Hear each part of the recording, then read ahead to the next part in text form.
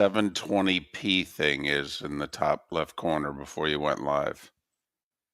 Yeah, it's not there now. I took Yeah, you I know. off, As soon as you go live, it disappears.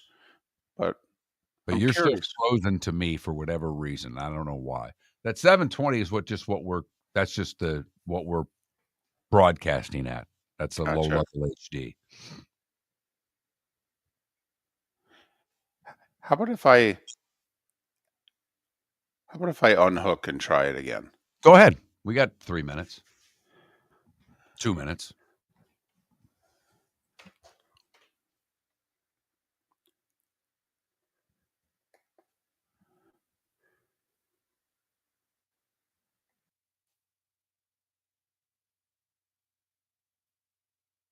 Uh-oh. He's gone. He is gone.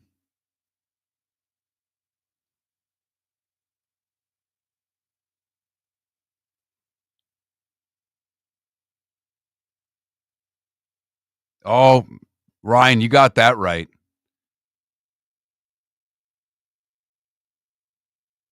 You got that right. My athletics over-under bet's long gone.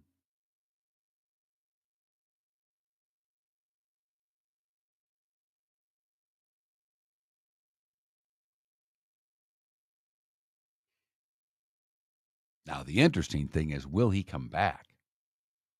Because we're now talking about David having to there he is. Look at this.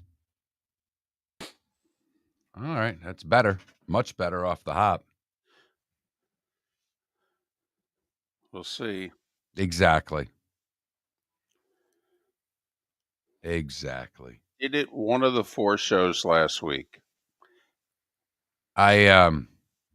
This is what it's kind. I know it was Monday. There was nothing on, but last night on my phone, I check as I'm watching the Tigers game. Like, oh, look at Semesco's down 5 here. I think it was early third. I'm like, huh. And I forgot about it. And the first thing I did when I got up this morning, how'd Semesco do? And they came back and won by 9. It did. Had a big fourth quarter.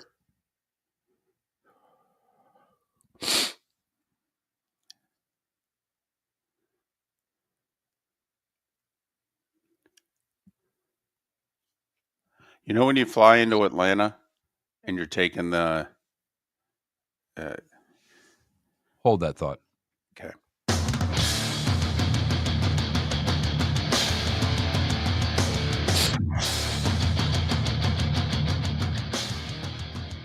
You're listening to Miller and Moulton, coming at you from the Floormeister Studios. Floormeisters, keeping it real. And now, here's Mark Miller and David Moulton. Top of the morning to you on this Tuesday. Are you back at it after the holiday weekend?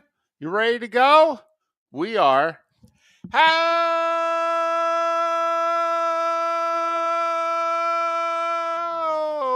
the heck are you? Miller and Moulton. MillerandMoulton.com. Miller_Moulton on X. Thanks so much for being with us. Top of the morning to you, Mark. How are you? Good morning, David. I am doing well. Feeling good to be home. As much as I enjoyed my vacation, couple of nights sleep in your own bed, the comforts of home, it is nice to be back in the sweat box that is Southwest Florida here in July. I really noticed it. You know, I came to work yesterday and our AC went out while we were gone. I mean, you set the temperature a little higher. We went to drop the temperature. It didn't work. So it's Sunday night. You can't do a damn thing about it. And I got up Monday morning, and it wasn't hot at 5:15, 5:25 whenever I left to come here. But when I left after the show yesterday, that was the first time that since I've been back that I went, oh, Yeah. I'm in Florida again. Yes, this is Right. not 80 degrees up in the mountains by the lake. This is summer in Florida. And guess what? It's hot. Yes, it is. This just in. I figured you were in a good mood because, man, did your baseball team cater to old man Miller last night? And you don't act that old except about certain things. And probably the thing that shows that you're older than you look more than anything else is how much you love early sporting events. The earlier the better. Okay, you're not an early bird special when it comes to dinner, but you're an early bird special guy when it comes to when you want your sports to be televised. David, you are so right, and it all has to do with the time of day I get up. Right. And like yesterday hit me hard getting up at 4:30 because Sure. on vacation, I mean, by the end of it, David, Yeah. I was sleeping in until 8:30, 9:00, and for Uh, you and I, that's sleeping in. yep. And by the end of vacation and throughout vacation, I was staying up until midnight, 12:30, and Sure. went back to a lifestyle for 9 days that I really don't do that often. So, yes, yesterday at 6:40, we dropped the daughter off at gymnastics.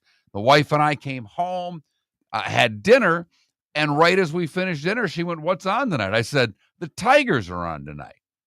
And she's like, "We get it?" And I said, "Yes, it's a nationally televised game." And so I threw it on at like 6:42, and there's already one out in the top of the first inning. I'm like, "This is great." Well, if you thought the 6:40 first pitch was great, how about a 2 hour and 14 minute special? That's right. You're walking to the car, you're in the car before 9 p.m. That baby's over. You and the wife are looking at one another going, we still have time to watch another show. Exactly. You dialed that up perfectly. She's like, After the game, we had a what? cocktail, we watched the show, and we went to bed. It was terrific. Yep. So, gotta love that. Got to see all those years we were harping on, we got to move these games along, and everybody was giving us grief. Man, you got to love it when a baseball game's got a rhythm like that. You And know, the opposite of watching PGA Tour golf. Golly, boy, I you put would, that right. I would, man. The guys walking around. You red hat guy who wants to walk out onto the field with the timer. Yes. Okay, during the commercial breaks, you said that's one of your goals in life. To Yes, either it be the is. red hat guy or the guy who's got the clock, lets us know how long the commercial break is. Man, I don't think we should have scoreboards. The people who still walk down the fairways and let everybody know what their score is. The hell with that. Walk down the fairway with a clock. You're preaching to the choir because it trickles. I'm watching the tournament on Sunday, and whoever the hell lost in the playoff there, Right. Yeah, Grillo. Grillo, he makes a tremendous putt on 18 that would have won him the tournament Right. had he made the birdie. He had about a 30-foot putt, and I mean, it was a Right. terrific putt. Yep. Missed the hole by an inch, and he didn't know watching if that putt was going to go in or not. And it went past the hole by 10 inches, maybe. He marked it. Right, I know. He marked it. And these guys are so into their routine. Max Homa missed a putt, and the putt coming back in was less than 1 foot. He lined it up. They are so into having to repeat. Their coaches, their swing instructors, their mental health people, their sports psychologists, all get them into this routine. And what baseball did is they put a clock in, and they said, to hell with your routine. Yeah, you better get a new routine. Right. This is how long we have between pitches. Yep. So if you want to unsnap your gloves, grab your crotch, and take 3 swings in the away from the batter's box, well, then you're going to get called for a strike because we're moving this sucker along. Right. And how much better is the flow of a baseball game right now because of the pitch clock? You think about that. We've had that for a couple of years, and initially people were wishy-washy, baseball people in particular. Those of us that like all sports were like, hey, let's get this game moving. Manford, let's get this game moving. But the players, the managers, early on, I can't say resisted because they weren't allowed to resist. But old baseball fan, this is a timeless game, and we've got to be able to do it the way we've done it since the aughts. No, let's get this sucker moving along. 214 last night. Yep. That's a baseball game. That keeps people interested. Now, And granted, the home team won. We didn't have a bottom of the ninth. So, if the road team had won 5-1, that game is closer to 224. But still, there we go. 6:40 start, not a 7:35 start. Okay, little 6:40 start.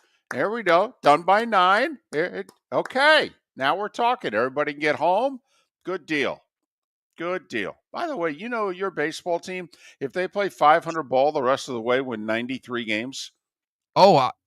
David, They're unconscious right a now. lot has to happen for a team like that to get through October and just get to a World Series. Houston's obviously very good. If the Yankees get it together, that lineup can be menacing. And you have to have a little luck. But right now, it is, I'm in. I'm going to make the purchase of MLB TV for the rest of the season. Because, David, as I said yesterday, I'm listening to games on radio right now. Last night my daughter finishes gymnastics at 8:30, so we've got to pick her up. The game was a game. Right. I got in the car, and before I pulled out of the driveway, that game's on the radio, and that's what I'm listening to on the way to pick her up. I sent the wife in to get her inside, and I sat in the car like an old guy and listened to baseball. And you know what, everybody? It was flipping glorious. And I'm not a monster fan of the Tigers radio play-by-play guy. I think he's average at best. Well, I've listened to a Twins broadcast now. I've listened to a Guardians broadcast, and I listen to Rays broadcast on a regular basis. They're all better.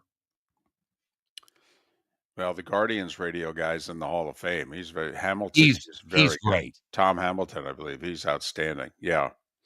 So, well, it's another reason to get the MLB TV thing. You get Jason Benetti, who's really good. Outstanding. Yep. So, but all right. They're having a magical run right now. They're playing terrific baseball. Can they do it for 162? I have no idea. But right now, they are a-rolling. And it's cool when your baseball team is rolling because they play every day. All right. So it's like, yeah, all right. And even when they lose, it's like, that's all right. We got them all.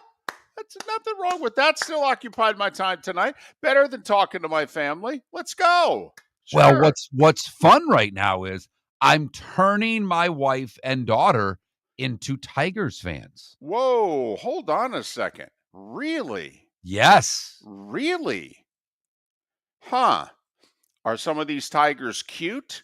Okay, that I haven't been paying attention to because, I'm more interested in their on-base percentage. I mean, what am I missing here? Well, first off, the wife quit the Pirates when Andy Van Slyke was let go. Well, and then she went to the Yankees because, Jeter. She went to the Yankees for Jeter. Right, so that was 20 years. Right, and since Jeter retired, she's not really paid much attention. So she's a free agent.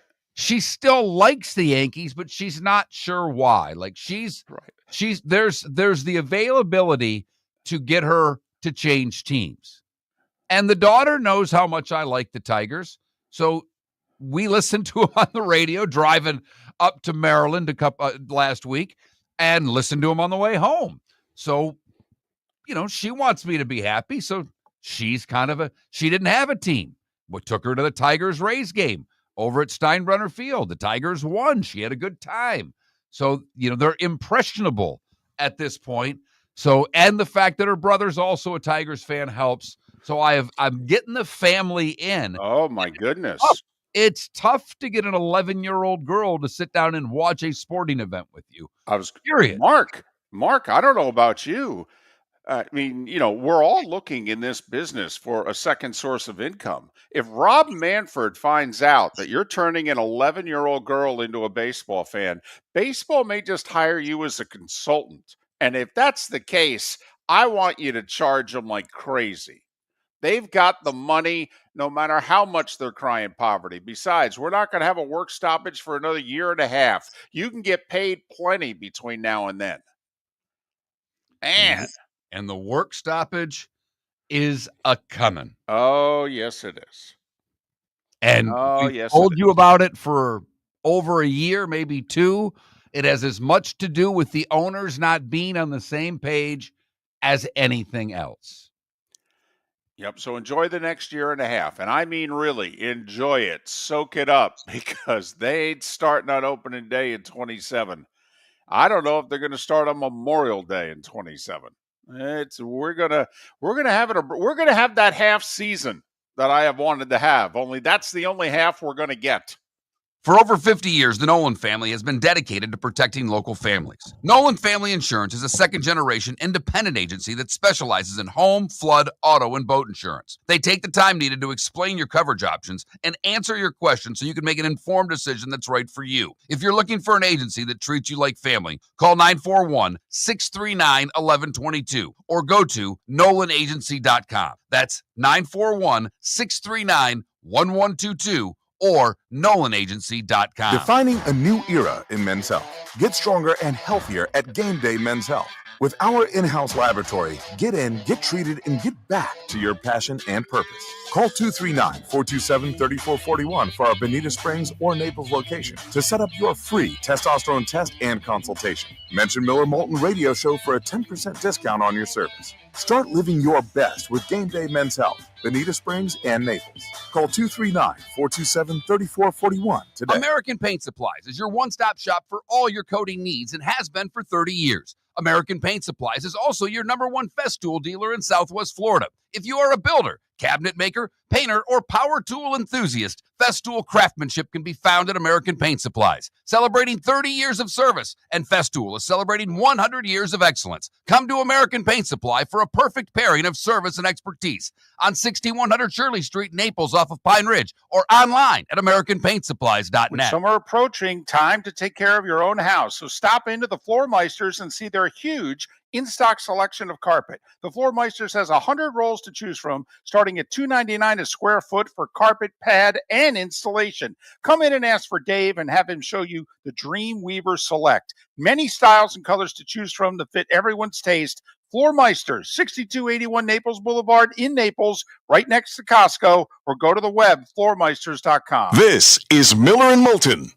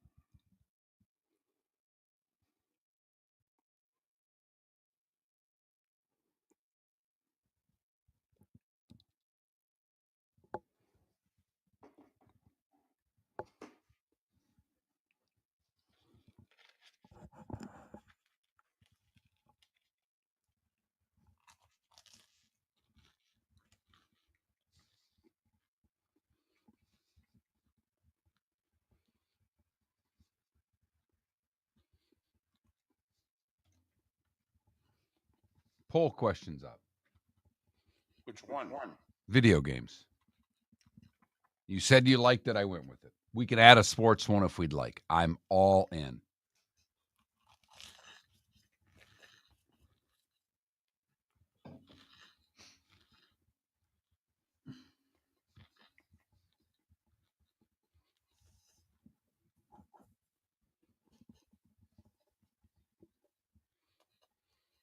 Ooh, the porn bots were out on X last night. I got 2 new followers.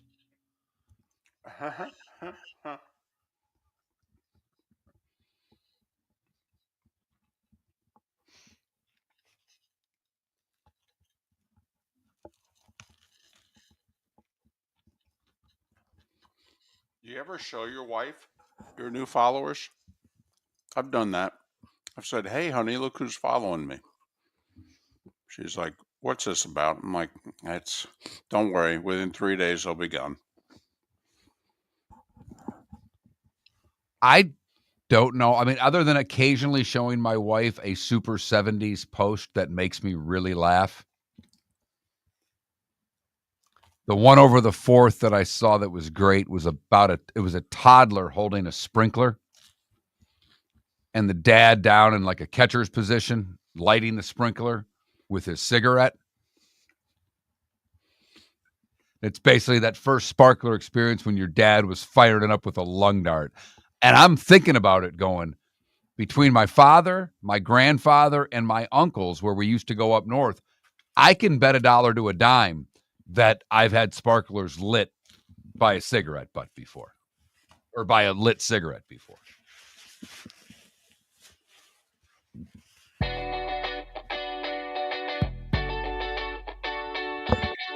You're listening to Miller and Moulton. And now, here's Mark Miller and David Moulton.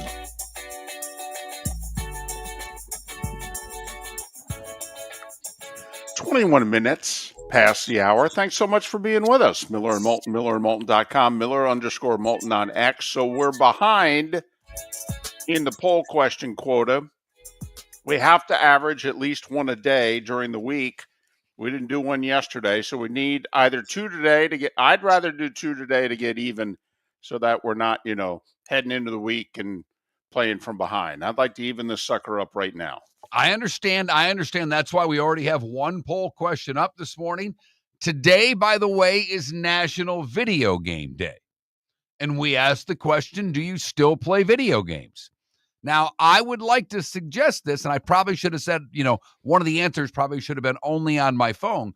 But if you're playing games on your phone, that's a video game. Don't know what to tell you. You mean like solitaire and stuff like that? I think, I think that's pretty damn close. I'm just curious. Now, I don't do any of that stuff. I haven't played a video game since the late 70s. And I'm not I haven't played a video game since Saturday. We happen to have a real life video game in the house that we rented. Oh. And the son and daughter and I went at it. I finished last in every game that we played. Every single game. I think except one. I think I beat one of them once and celebrated that. Now, there was a foosball table in the house as well, and they beat me once. I let the daughter and son play 2 against 1, in which I would play one-handed against them and beat them every time but one. Don't play the old man games against the old man. Right. Pool, foosball, if there would have been a pinball machine in there, I think I would have held my own there as well. I hear you. But the video game days have passed me. I still love them. I still play them. But I'm not as good as the kids. So I'm thinking we should start introducing the preseason football poll questions, if you know what I mean. And by preseason, whether it's over under, whether it's who do you think's going to finish better than the other. Like, to me, in state, Miami, Florida State, Florida, and UCF. Who's going to end up with more wins this year? There's a lot to consider there. Schedules, conference, etc. Well, the latest over-unders in both the ACC and SEC, and I'm sure there's more, but Brett McMurphy, who you and I both follow on X, reposted them yesterday. And Miami has the highest over-under. Theirs is 9. That. I would expect the that. Gators is 7.5. The Noles is 7. And I did not see an AAC one. I'll check momentarily. Big 12. Come on now. Big 12. Sorry. Unless you're thinking about South Florida. Well, and they could be salty this year. Yeah, actually, if we threw South Florida in instead of UCF, people would get upset, but we'd be doing it because we think that they'll probably finish with a better record. We talked about it yesterday. They got a good quarterback. They do. All right. 3rd year in the program, the whole deal. They played a bunch of freshmen 2 years ago. They've gone to back-to-back bowl games, won back-to-back bowl games, right? And UCF is 6.5 for what it's worth. And I'll bet you South Florida's is at least 7.5, if not in the 8s, because they should be a fringe contender in that conference. It's time. They should be ready. I agree with that. But we do have one poll question up. It's at Miller_Moulton on X. David and I will repost it here momentarily. But Clemson is the leader in the ACC, and theirs is 10. I would take the over on that right now. I think that's their floor. Now, if it were 10.5, I would be a little more nervous. But I think at 10 with Clemson, the worst you're going to do is push. Miami's at 9. Watch out for Louisville. They're the 3rd pick in the conference, along with SMU at 8.5. Georgia Tech, they bring their quarterback back, the kid King, both a runner and a thrower, good player. I think Georgia Tech's going to be a salty ACC team this year as well. They're at 7.5. The Noles and the Fighting Belichicks are both at 7 for what it's worth. Okay, can you humor me? Yeah. Can you tell me what Pitt's over-under is? Because I may be backing up the truck here. 6.5. Oh, my goodness, am I going over? Oh, wow. I am going over hard on Pitt. Hard on Pitt. Wow. Well, Pitt has done one thing often in the last decade, and that's disappoint. They have not lived up to expectations most years. And we'll see with that low of a number if you are indeed right with Pitt. Don't you think the Clemson over-under that you'll have a pretty good feeling after the first game of the year? I mean, they play LSU. I think it's that first big Saturday night, and they win that game. Don't you have to feel good about your Clemson over-under? Absolutely. I think their floor is 10. I really do. Oh, wow. Their floor is 10. Yeah, I think the worst you do betting the over on Clemson is push. I really believe that. All right. And you are right. If they get the LSU game, cash your ticket. You're certainly not going to lose, like you said. I mean, if they beat LSU, then they have to lose twice just for you to push, and they'll be favored in every game they play the rest of the year because they don't have Georgia this year, right? They don't. They go to Louisville on a Friday night, and Louisville's going to be good, and the way the Clemson schedule sets up versus the way the Louisville schedule sets up, that's a vulnerable spot for the Tigers, but they're better than Louisville. Doesn't mean they're going to win. Right.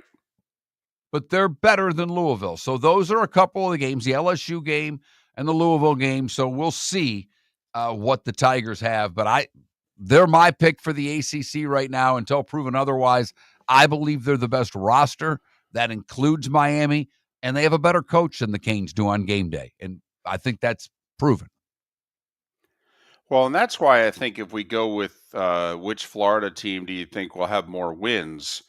Because people are down on Mario as a coach, but you can't be down on him as a recruiter. And where they are preseason in comparison to the rest of their conference. So you got a lot of positives, but you got a few big negatives with Miami. Plus, Miami plays both Florida and Florida State. I mean, that is the good thing. The big three in the state of Florida all play one another this year. Canes with the biggest number, then the Gators, then the Noles, then UCF of the 4 Florida teams that are in big boy conferences.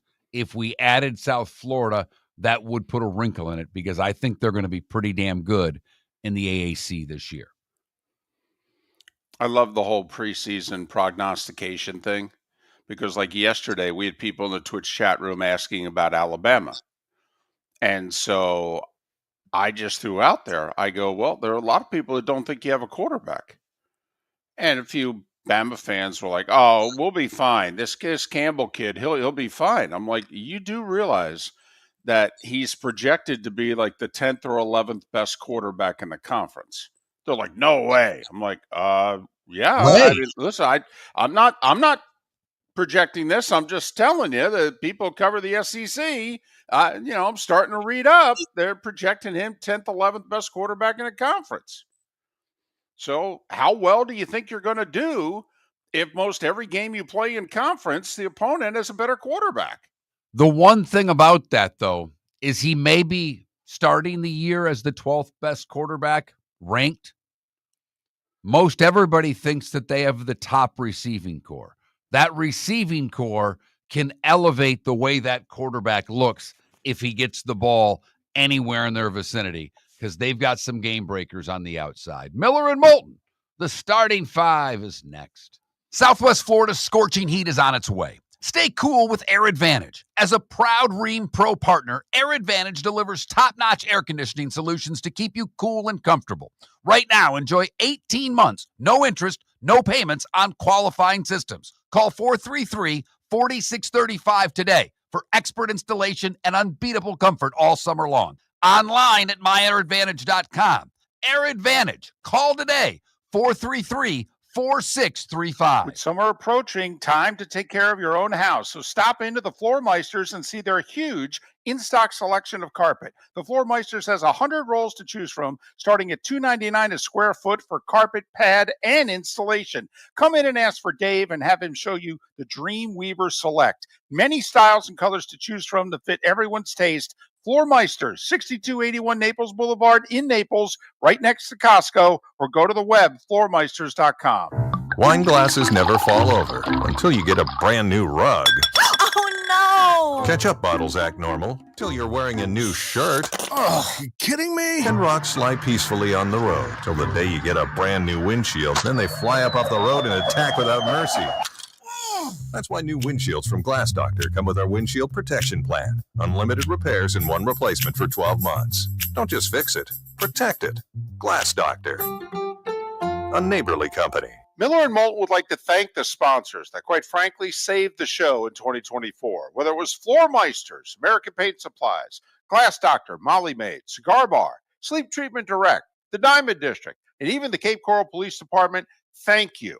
We're hopeful of a great 2025, still needing sponsors, so reach out to Miller and Moulton via X at that Mark Miller or the David Moulton, or text us at 21,000.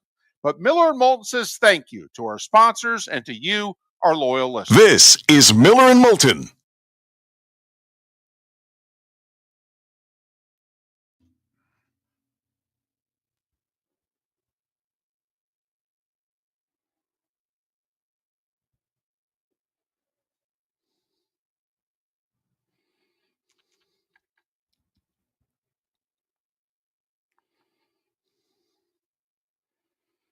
South Florida's 6.5 too. Really? I'd go over on them.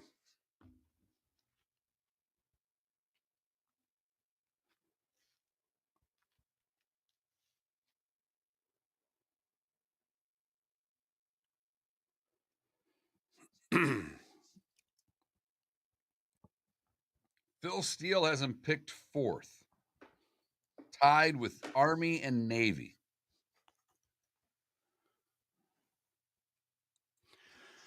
By the way, in our Twitch chat room, Michael You do know since you're saying we when you talk about Colorado, your Buffaloes are 4.5-point underdogs at home against Georgia Tech week 1.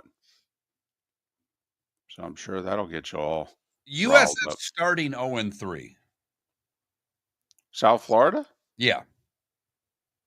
Boise, at Florida, at Miami. No. That's not ideal, Mark. They play at Navy,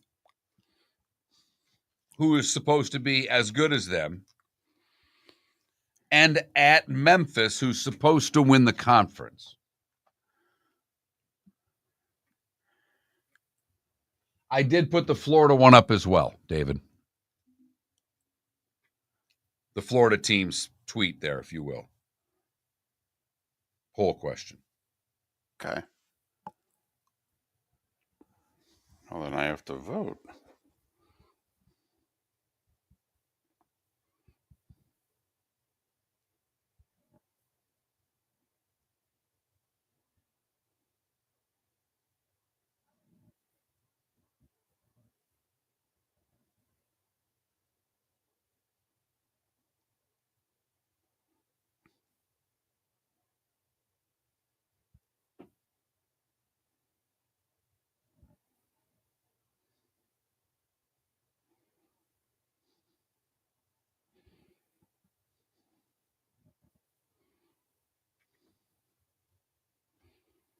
Oh, now I put it up. Sorry, I never hit post. I was going to say. I Threw me off. There it is.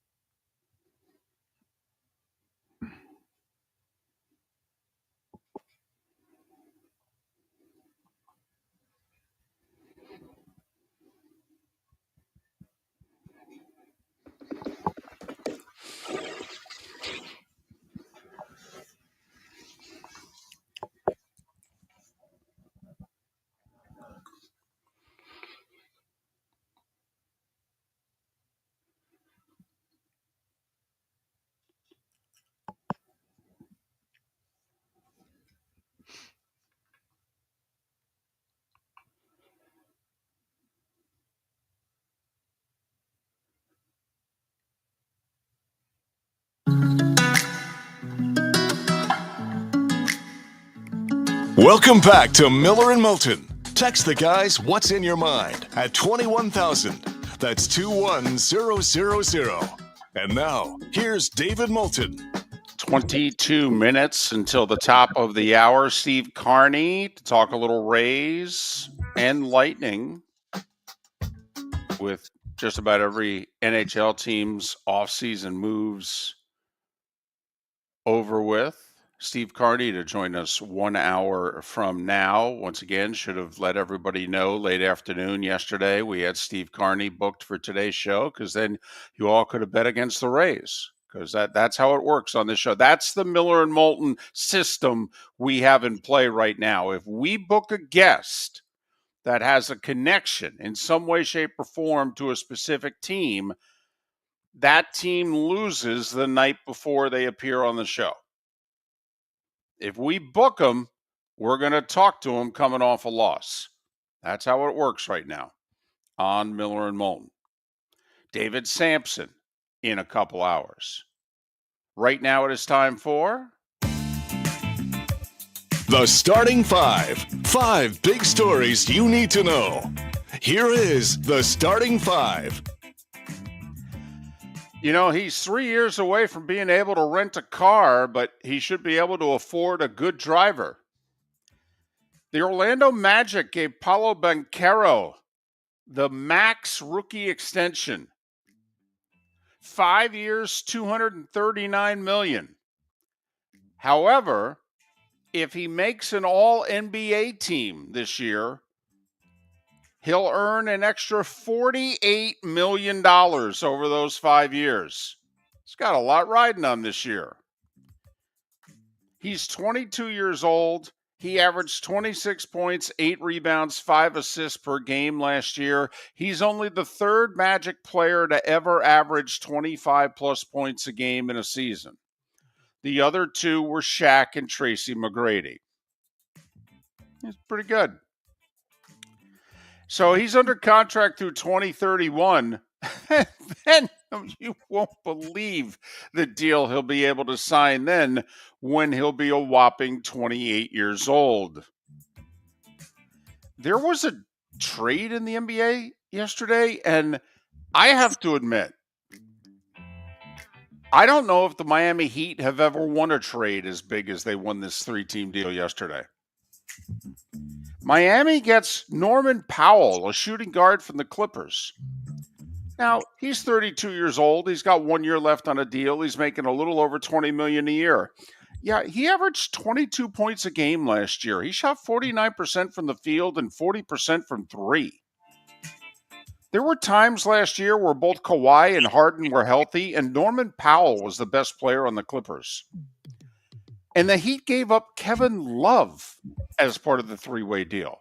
That's it. John Collins went from Utah to the Clippers, and Utah gets a second-round pick and Kevin Love and Kyle Anderson. First off, I want immediate drug testing in Salt Lake City. I have no idea what they're thinking in this deal. But, man, the Heat just picked up a nice player for a song, and they don't have to sign him long-term. They can just rent him for the year and move on. I love this deal for the Heat. I thought it was funny that Kevin Love, after the deal was done, went to X and posted, "Never thought I'd be a math problem. Welcome to the NBA." His salary had to be thrown in to make the deal work. Don't feel badly for him. A, he's still playing in the league 15 plus years later. And B, he went to UCLA. He's a SoCal guy. All right. And now he's on the Clippers. Baseball. 2 hours and 14 minutes. The Tigers beat the Rays 5-1. They hit 3 homers. Javi Baez with a 2-run shot. This resurgence, if he can do this for the whole year, after the way he's looked the last 2 seasons, my goodness. Good for the Tigers. Marlins continue to play well. Beat the Reds 5-1. Their 23-year-old catcher, Agustin Ramirez, with a homer and 2 RBIs. The Brewers scored 5 in the first off the Dodgers all-star Yamamoto. They beat the Dodgers 9-1. They're 3.5 back of the Cubs. Arizona beat the Padres 6-3. Zach Gallen did not give up an earned run in 6 innings. Padres stay 7 back of the Dodgers. Can I geek out for a second here? Manny Machado. You know, we talk a lot in baseball about who's going to be the next 300-game winner and, you know, who's going to be the next guy with 3,000 hits. Put your money on Manny Machado. Manny Machado is now on a list of guys 33 and under who have hit 350 homers and had 2,000 plus hits. He had 3 hits last night to get over 2,000. I don't know if you know how good of a player you think Manny Machado is. These are the other 16 players in the history of baseball. who by the age of 33 have had 2,000 plus hits and 350 homers. Gehrig, Jimmy Fox, Mel Ott, Willie Mays, Mickey Mantle, Eddie Matthews, Hank Aaron, Frank Robinson, Jim Rice, Eddie Murray, Orlando Cepeda, Ken Griffey Jr., Vlad Guerrero, A-Rod, Pujols, and Miguel Cabrera. How many more years will Machado have to play to get to 3,000 hits? 6 or 7? Might do it in 5. Remember, because he's still got half a season this year. I mean, he's about to hit a game. Okay, it'll be close. You're right. It'll be real close if he can get there by the end of the 2030 season when he'll be 38 years old. He'll be real close. He'll probably be at 2,900 plus. But anyway, every player on that list, by the way, is a Hall of Famer, or the only reason they're kept out is steroids. It is 6 or 7. He's never had 200 hits in a season, for the record. Fair enough. I'm just, so it's 6 or 7, but it can be done. He's a durable player. He plays a lot of games. All right. But you're right. It'll probably take him 6 years. And that'd be the 2031 season when he's 39 years old. But just saying. Something to keep an eye on. Manny Machado. Giants picked up a game on the Dodgers. In fact, they picked up 3 games in 3 days because they won their 3rd in a row. 3-1 over the Phillies. They scored 2 in the 8th to win. The Guardians snapped their 10-game losing streak. Hey, Cleveland 7-5 over Houston. Blue Jays keep winning, however, 9 in a row. Listen, I don't want to say things are going well in Toronto, but Joey Loperfido had a homer and 3 RBIs. That's right, Joey Loperfido. Mm-hmm. And household name if there ever was one in the game, David. Not even in the Loperfido household is he a household name. But the Jays lead by 3.5 over the Yankees and by 4 over the Rays. Red Sox have won 4 straight. They're only 2 back of Seattle for that final wild card. Red Sox hit 3 homers. They beat the Rockies 9-3. Mark, the Rockies are 21-70. Yes, but if you recall when they were 18 and 80 and 62, we made the wager. Would they? You won your bet. Would they get to 20 wins before 70 losses? And damn it, they got to 21 wins before 70 losses. That's how well they're playing. 21-70.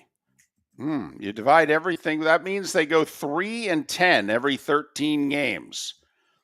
All right. So, do the math. They're still on pace to win around 34, 35 games. Wow. It's unbelievable. It really is. It's a Major League Baseball team. Hey, should we just send them to the AAA World Series now? Okay. And tell the World Series, or do you just think the playoffs? Do you really think they deserve to go directly? Yeah. This is like a U.S. Open qualifier. Don't they have to at least go to the last stage of qualifying before they get to the big tournament? No, I think it should be like the PGA back in the day where the defending champion went straight to the match play final the next year. Okay. I'd put the Rockies in the International League World Series right now. And we'll just figure out in a couple of months, whether or not Louisville or Buffalo, whoever's going to play them. Royals beat the Pirates 9-3. They hit 4 homers. KC's won 4 of 5. Angels on a bases-loaded walk in the 9th beat Texas 6-5. Nats, by the way, have decided that Miguel Cairo should be their interim coach. Longtime infielder. And this is the second time he's been an interim manager in baseball. WNBA, the Atlanta Dream with a big fourth quarter came from behind to beat Golden State 90-81. Our buddy Carl Semesco's 12-7. Phoenix dominated Dallas 102-72. The Mercury are 13-6. By the way, Dallas announced they're moving their game against the Indiana Fever on August 1st to where the Mavs play. One of those 20,000-seat arenas. I wonder why that is. Hopefully she's back playing by then. Anyway, Wimbledon. Strange day yesterday. Djokovic lost the first set 6-1. He's down 4-1 in the fourth set. He won 14 of the final 15 points of the match, ended up winning in 4. He advances to the quarters. Top seed Sinner loses the first 2 sets to Dimitrov, who then looks like he tore his pec muscle on his, right shoulder area. Had to retire with the match 2-2 in the third. 34-year-olds, 20 minutes away from the quarters, and he had to retire. So Sinner gets through. Never seen anything like it. Unbelievable. I felt horrible for him. Yes.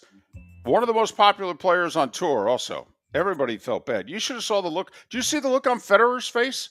Yeah, I happened to be watching it. It was awful. Awful. Sinner felt awful. Yes. Djokovic said afterwards, because Federer was sitting in the royal box at center court, and he said, I don't want to say he's still a big deal, but he made me nervous. American Ben Shelton, the 10 seed, makes his first Wimbledon quarterfinal. American Emma Navarro, she got ousted in straight sets in the fourth round. Quarterfinals today, Sabalenka and Asimova. The 13 seed U.S. lady, they're both in action. Alcaraz and Taylor Fritz in action on the men's side. NHL, remember Tyler Johnson? He played a long time with the Lightning. He was on the 2015 team that lost in the finals, but he was on the 2 Tampa Bay teams that won cups. Scored some big goals in his career. Had a nose for the net, David. Undersized player, but yes. He retired yesterday. He turns 35 shortly, played 13 years in the league. Carolina signed probably the last big guy out there in free agency. Winnipeg forward Nick Ehlers gave him $8.5 million a year. Kane's spending some money this offseason. Probably had the biggest offseason in the NHL. They've improved their team from a pretty good team a year ago. They've lost a couple defensemen, however. They let Brett Burns go to Colorado for a year. Another veteran defenseman, Dmitry Orlov, signed 2 years with San Jose. Cam York staying with the Flyers for a little over $5 million a year for 5 years. Oklahoma Athletic Director Joe Castiglione is going to retire at the end of the school year. He is a legend in Oklahoma athletics. Press conference today. Trust me. And you know who this is not good news for? Their football coach. Because if you thought he was in hot water and on the hot seat before this season, this is the guy who hired him, and he's leaving. So, Brett Venables, I'd advise you to have a good season. People like their quarterback, though, I will say that. Finally, so the state of Kansas, they were asked by both the Chiefs and the Royals to extend the deadline, which ended at the end of June. It took them a week, but they gave them another year. Although they said, we're giving you a year, but we're really giving you 5+ months. We need an answer by the end of the year. The state of Kansas has said to the Chiefs and Royals, we'll pay 70% of all costs. You two figure out the rest. And then we're going to build shopping and everything around it. 70% of whatever the final number is. Talk amongst yourselves. The thought is right now, the Chiefs and Royals are going across the border. We'll see. I'm going with we'll see. I like the way you spoke about this before I went on vacation when you said, if I were Kansas, I'll give you a month and I need an answer. The year thing, and it's got to be 5.5 months, they're placating to both teams, giving them too many options to stay in Missouri. I agree. They're giving Missouri too much time to come up with more stuff. I agree. I wouldn't be giving them this long. And I know it's both teams want to stay in Missouri for what it's worth. So I think the Royals just want a brand new. I think the Royals would move to Nebraska if they could get a new stadium. But that's me. And at 7 minutes before the hour, that was the starting 5. 5 big stories and crossing state lines here on Miller and Moulton, millerandmoulton.com. For over 50 years, the Nolan family has been dedicated to protecting local families. Nolan Family Insurance is a second-generation independent agency that specializes in home, flood, auto, and boat insurance. They take the time needed to explain your coverage options and answer your questions so you can make an informed decision that's right for you. If you're looking for an agency that treats you like family, call 941-639-1122 or go to nolanagency.com. That's 941-639-1122 or nolanagency.com. Wine glasses never fall over until you get a brand new rug. Oh, no. Ketchup bottles act normal till you're wearing a new shirt. Oh, you kidding me? And rocks slide peacefully on the road till the day you get a brand new windshield. Then they fly up off the road and attack without mercy. That's why new windshields from Glass Doctor come with our windshield protection plan. Unlimited repairs and one replacement for 12 months. Don't just fix it, protect it. Glass Doctor. A neighborly company. Mark Miller for Sleep Treatment Direct. They are helping me with sleep apnea. And by helping me, I mean curing me. No more CPAP machine. No more snoring. No more tossing. No more waking up exhausted. Their expert team got me the right treatment fast and hassle-free. If you want to feel energized and get rid of your snoring, call Sleep Treatment Direct today. 444-1741. That's 239-444-1741. Sleep Treatment Direct. Sleep safe and With sound. summer approaching, time to take care of your own house. So stop into the Floor Meisters and see their huge in-stock selection of carpet. The Floor Meisters has 100 rolls to choose from, starting at $2.99 a square foot for carpet, pad, and installation. Come in and ask for Dave and have him show you the Dream Weaver Select. Many styles and colors to choose from to fit everyone's taste. Floor Meisters, 6281 Naples Boulevard in Naples, right next to Costco, or go to the web, floormeisters.com. American Paint Supplies is your one-stop shop for all your coating needs and has been for 30 years. American Paint Supplies is also your #1 Festool dealer in Southwest Florida. If you are a builder, cabinet maker, painter, or power tool enthusiast, Festool craftsmanship can be found at American Paint Supplies. Celebrating 30 years of service, and Festool is celebrating 100 years of excellence. Come to American Paint Supply for a perfect pairing of service and expertise on 6100 Shirley Street, Naples, off of Pine Ridge, or online at AmericanPaintSupplies.net. Miller and Moulton are very grateful to you, the listeners, for making us one of the highest rated shows for men, because the working man is one of the toughest demos to reach, and we do. Great sponsors like Floor Meisters, American Paint Supplies, Glass Doctor, Sleep Treatment Direct, Game Day Men's Health, and Molly Maid recognize that, and we thank them. And if you own a business and working men are your clientele, the most cost-effective way to reach them is through us. Text Miller and Moulton at 21,000 or directly via X at that Mark Miller or the David. This is Miller and Moulton.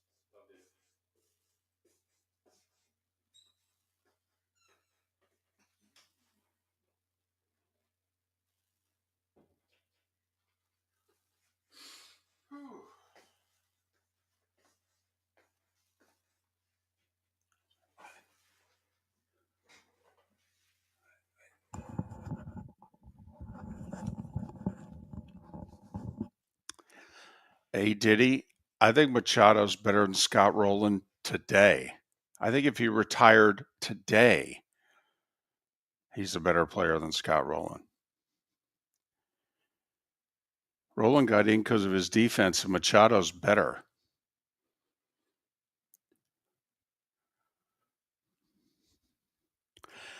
DC, I did try. Okay. To solve a Rubik's Cube. Never did it.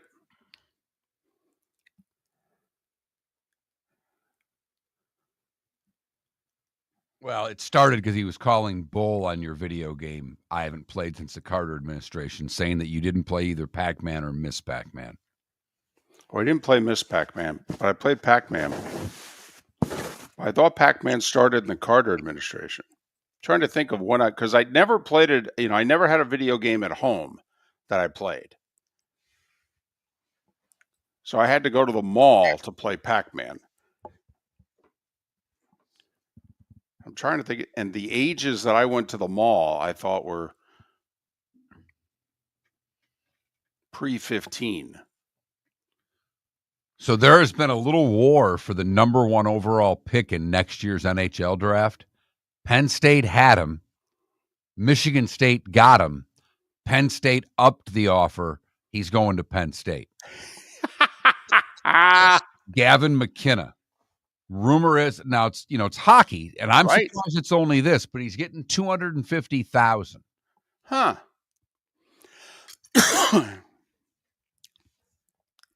And I was hoping Sparty'd get him because Sparty's good. They got a goalie that Detroit's high on as he came back for his senior year. They were good last year and choked. I'm like, that would have been big, but didn't Penn State go to the Frozen Four last year? Yeah.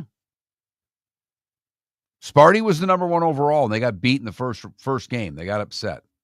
I forgot who beat them, but they lost early. That hockey tournament's such a crapshoot. Oh, 1 game? Yep.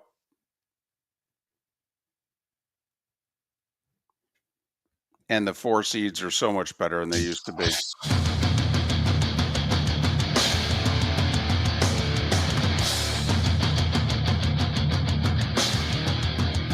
You're listening to Miller and Moulton, coming at you from the Floor Meister Studios. Floor Meisters, keeping it real. And now, here's Mark Miller and David Moulton. Hour 2 of Miller and Moulton on this Tuesday. Hope your week got off to a good start. We think ours did. And we're fired up today. 2 poll questions in the first hour. Yeah. 1 sports, 1 non-sports. People like the non-sports one. They always do. So what's today? National Video Game Day? Is that it? National Video Game Day.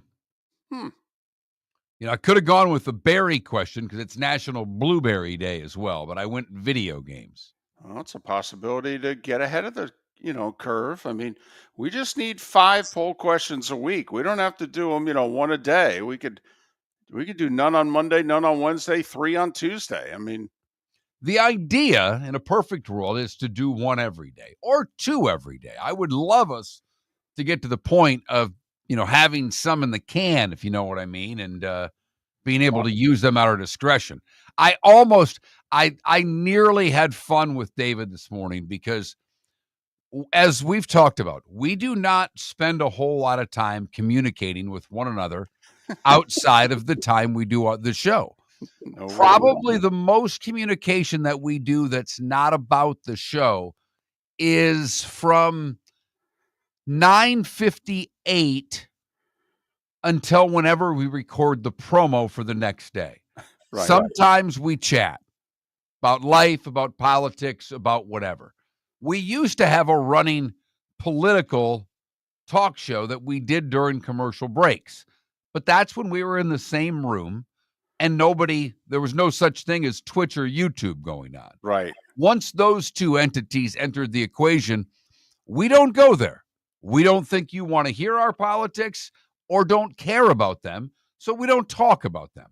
But David and I had a secret desire to have our own show on a news talk station, and we would do those segments during commercial breaks when we were in the same room for a long time. That's long gone. In fact, I told Mark, ideally, since you're the one that wants to do mornings and I want to do afternoons, you pick which format you want in which time slot. Okay? You want to do politics in the morning? Fine. We're doing sports in the afternoon. You want to flip it? That's fine. Okay? but no more. So now the Twitch chat room, we stick to sports and life and pop culture and things of that nature. But yes, we do have a couple of poll questions up. Today is National Video Game Day. Do you still play video games? It is a tough, hard-fought battle early. 56% of you are like me. You still play video games. 43% of you are like David. You do not play video games anymore. And then which Florida team will win the most games in this college football season? Florida, Miami, Florida State, UCF. Thus far, UCF without a vote.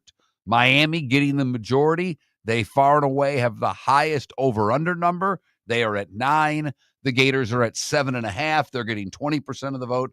Florida State's at 7.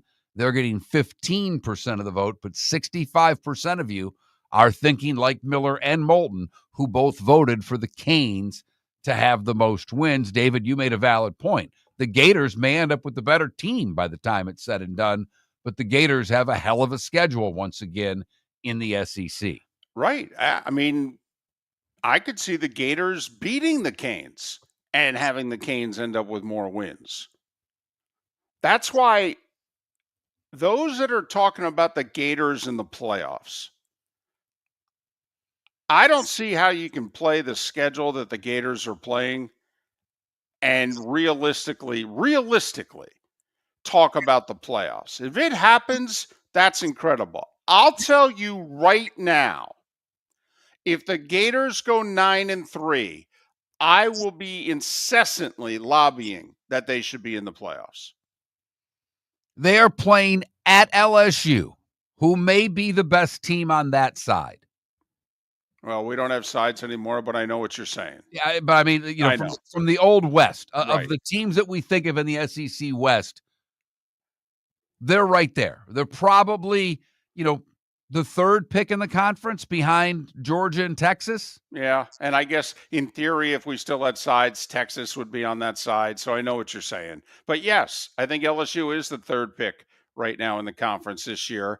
A lot of people riding the Nuss bus at quarterback. Rightly so. And the Canes, they're on the road for Miami. Miami is the second pick in the ACC and is expected to play Clemson for the ACC championship. They play at A&M. A&M's always a salty team, particularly when they're at home. Now, I don't think Mississippi will be nearly as good as they were a year ago, but they are at Ole Miss. Agreed. And then they have home games with Florida State, Tennessee, and Texas. Oh, yeah, by the way, there's this little game in Jacksonville against Georgia, and in case you've been gone for the last decade, the Dogs have figured it out.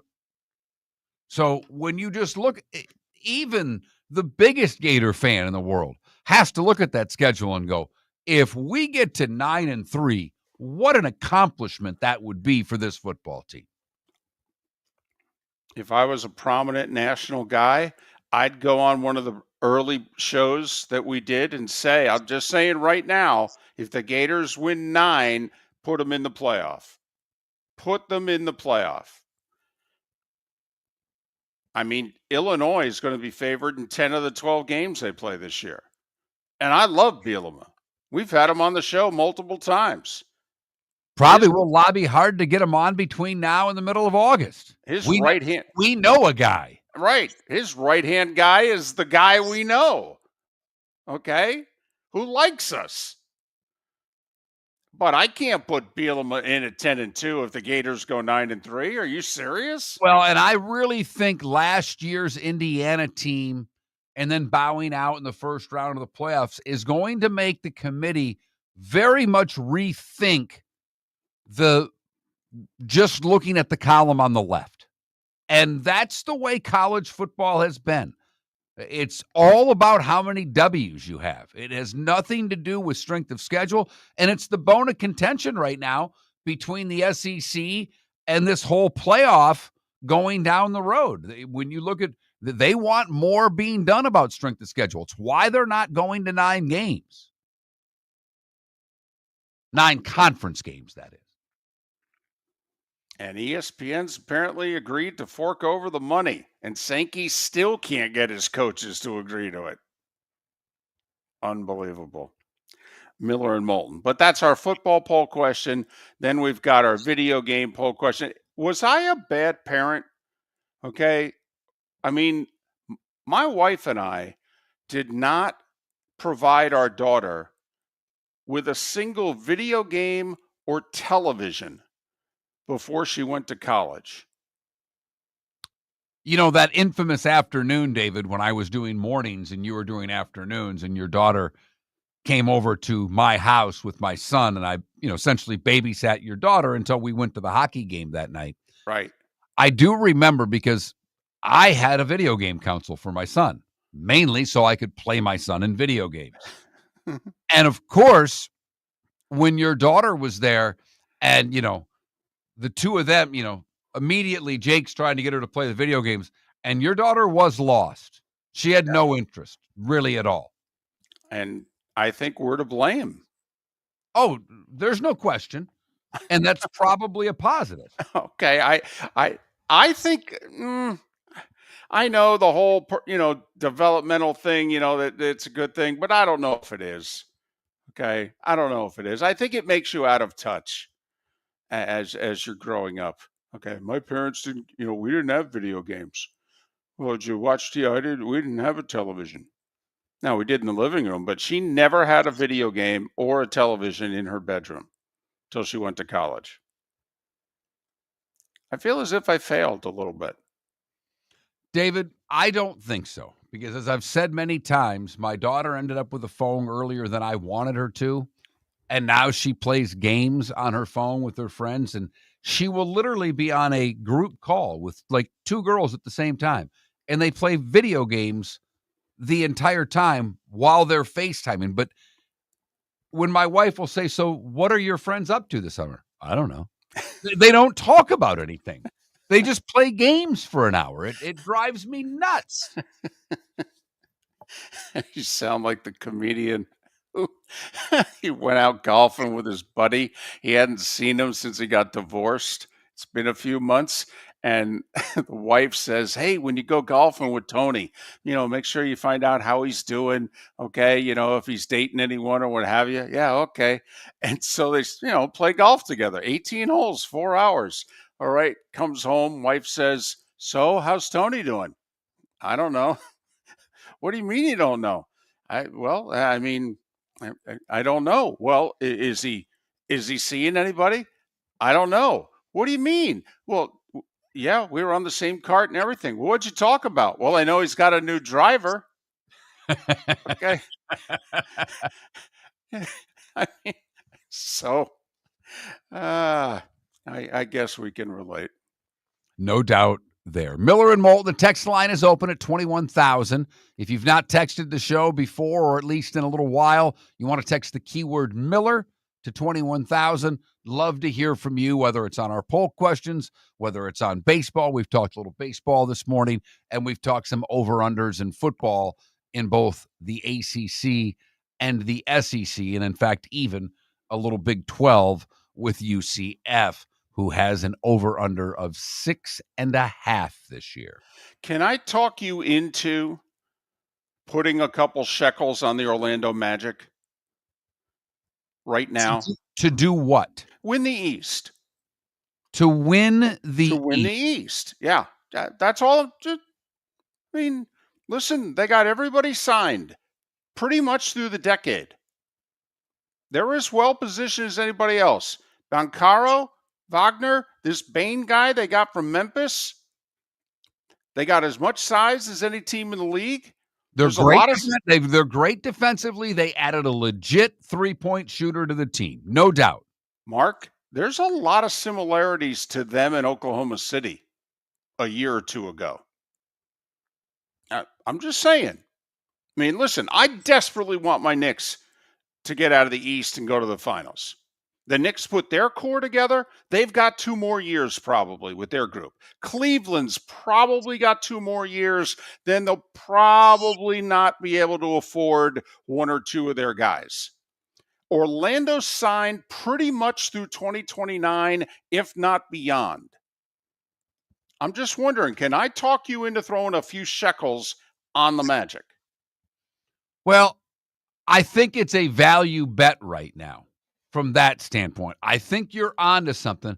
I still think they're a year away. We'll see how much this new group gels next year. American Paint Supplies, celebrating 30 years in Naples, is proud to be the exclusive Farrow & Ball dealer in Southwest Florida. The best thing to come from the UK since the Beatles, Farrow & Ball has the colors and paints at American Paint Supplies. See why all the designers and painters choose Farrow & Ball. For 30 years, American Paint Supplies provides the perfect pairing of service and expertise on 6100 Shirley Street in Naples off of Pine Ridge or online at AmericanPaintSupplies.net. American Paint Supplies is your one-stop shop for all your coating needs. With summer approaching, time to take care of your own house. So stop into the Floor Meisters and see their huge in-stock selection of carpet. The Floor Meisters has 100 rolls to choose from, starting at $2.99 a square foot for carpet, pad, and installation. Come in and ask for Dave and have him show you the Dream Weaver Select. Many styles and colors to choose from to fit everyone's taste.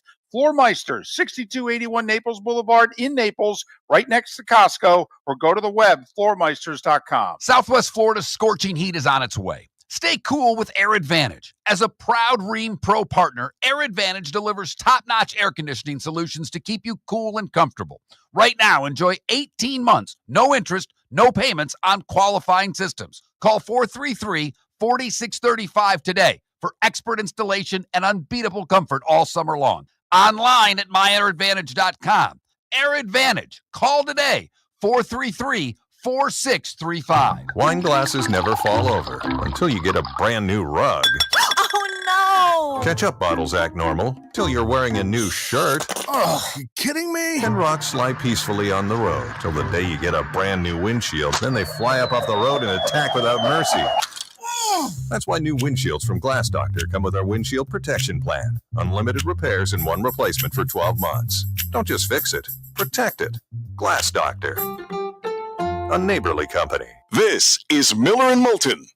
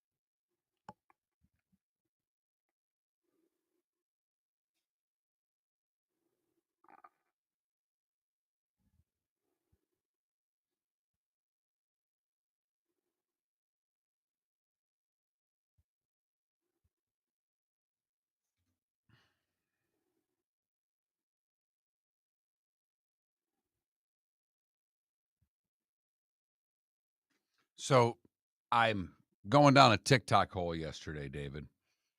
Okay. And I'm going to send you this via YouTube if it's the right one. Yeah.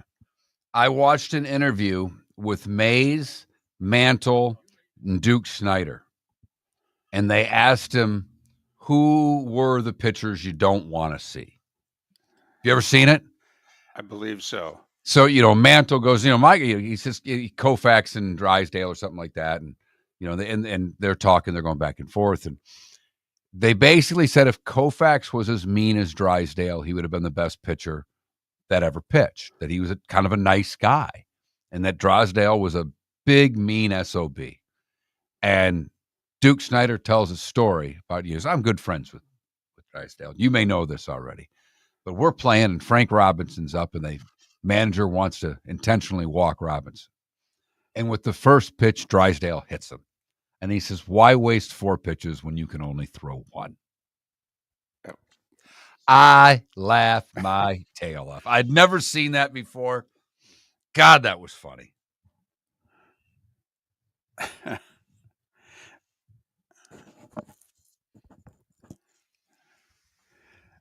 They tell a similar story about Gibson. My favorite Gibson story is he was best friends with Bill White. Bill White gets traded to the Phillies, I think it was. First time Bill White comes to the plate, Gibson hits him. They're best friends. They've roomed together for years. White's walking to first going, what the hell? Gibson's going, you ain't on the team anymore. Shut up. Well, and Rose told, if I saw a Rose one where he talked about he had different, he would yell at pitchers and and be nice. And he goes, you didn't yell at Gibson. He's going to hit you. He goes, you didn't yell at this guy because your Drysdale was 6'5". He goes, you didn't yell. He goes, but if a pitcher, he goes, I'd yell at him if I wasn't hitting because if I couldn't get on base, they might throw it at me. And that way I got on first base. But that goes, in the modern day, it's Kobe running through Gasol. And all those young LeBron James, I'm going, huh? He's your teammate. And then they, well. Did you ever see the clip, by the way? Oh, 1,000,000 times. Oh, my goodness. It's a forearm shiver. I mean, he runs through him like he was a tackling dummy. You're listening to Miller and Moulton. And now, here's Mark Miller and David Moulton. 21 minutes past the hour. Steve Carney will join us in a little more than 15 minutes. Maria Fernandez at the top of the hour.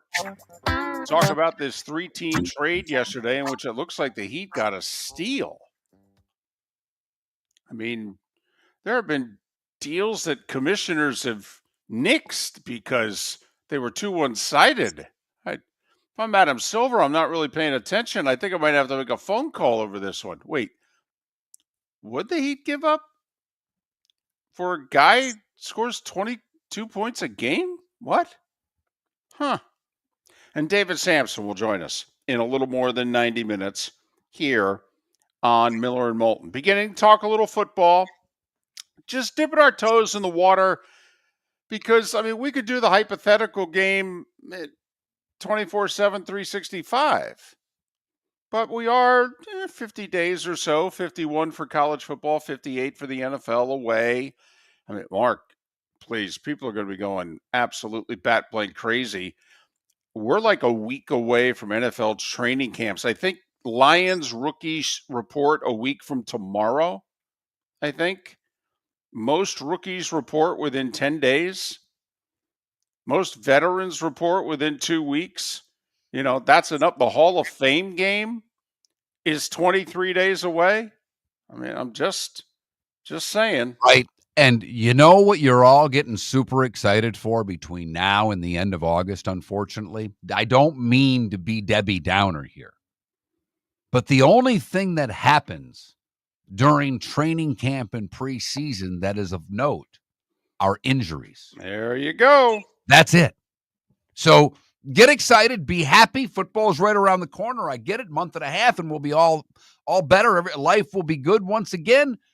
But during that time, your team, my team, David's team, someone's going down. Several players are. And that is the one consistent thing from training camp. Time now for the coolest thing I've seen today. And for the first time in forever, I have the week done. I have seen so many cool things. It's brought to you, of course, by Air Advantage, myairadvantage.com. Call them at 433-4635, 433-4635. 18 months, no interest, no payments available. Air Advantage online at myairadvantage.com. I go to the Korn Ferry Tour, the AAA of golf, and a young man, 18-year-old Blades Brown, just turned 18 in May. He has played in a handful of PGA Tour events. He has skipped PGA Tour events where he's been given an exemption to play on the Korn Ferry Tour. And right now on the Korn Ferry Tour, he is currently, I think, 76th in the Korn Ferry Tour in standings. 73rd in the Korn Ferry Tour. So he has a shot to get Korn Ferry status for next year. He's only done this through exemptions, and he does not have any left. He is a T35 away from temporary membership on the Korn Ferry Tour. But he doesn't have any exemptions left. So he had to go to the Monday qualifier. And the 18-year-old went to the Monday qualifier and shot 65 yesterday to qualify for the tournament. He's made a little over $100,000, about $120K so far between the Korn Ferry Tour and the PGA Tour this year. Is he a pro or is he still an amateur? No, he's a pro. He turned okay. pro. No. He's made like $123,000, $125,000. But to Miller and Moulton, there isn't anything much more pure in golf than the Monday qualifier. And we're not happy with the way the PGA Tour has basically gotten rid of the Monday qualifier. But it still exists on the Korn Ferry Tour. And think about knowing you can make your professional golf tour with a T35, but the only way to get into the tournament is the Monday qualifier and then go out and shoot 65. That blows me away. So 18 years old, able to shoot a 65 on any course. My goodness. So that's the coolest thing I've seen today. I have a runner-up because it's not really worthy of the whole story, but it's a tragic story, and I have to hand it to Liverpool. One of their players tragically passed after his wedding in a car crash last year. Yeah, the brothers. Okay, this is over across the pond. This is the hockey tragedy in the States last year. Goudreau, yeah, Johnny Goudreau. Okay. And he and his brother were in a car. They were in a car accident and both died. Terrible story. I do have to give it up for Liverpool because it came out yesterday. They are going to pay the remaining $20+ million of his contract and make sure his wife gets all the money. Now, I don't know. I guess they didn't have to. It's the right thing to do. So give it up for Liverpool for doing the right thing. I don't know if I would call it the coolest thing I've seen today. Maybe the most sincere thing I've seen today. Wanted to add that in as well. The coolest thing I've seen today brought to you by Air Advantage. Visit them online, myairadvantage.com. Miller and Moulton. I know we mentioned it last hour, but had you ever seen a guy on the precipice of winning in a major have to default because of injury like yesterday? I've not seen too many defaults this late in any tournament. You know, you see them early in tournaments from time to time, but injury to cause a guy to retire early doesn't happen that often. The ironic thing is this guy that had to retire against Sinner has like 11 times he's had to retire in majors. He's 34 years old, Grigor Dimitrov, one of the most popular players on tour. And yeah, he's battled injuries throughout his whole career. Sinner, by the way, who hadn't lost a set in his first 3 matches, and Dimitrov takes the first 2 sets off him, serves an ace to even the third set at 2-all, and on the ace, tears something in his shoulder.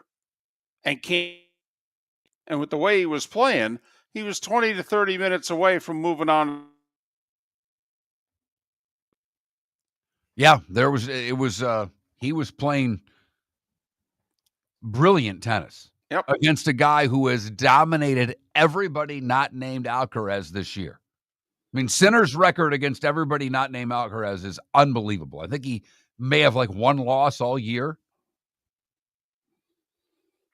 And so, Sinner looked shaken by it. oh I yeah, mean, when he was interviewed after the match, he was incredibly gracious. He was humbled and didn't even feel like he deserved to win the match, obviously.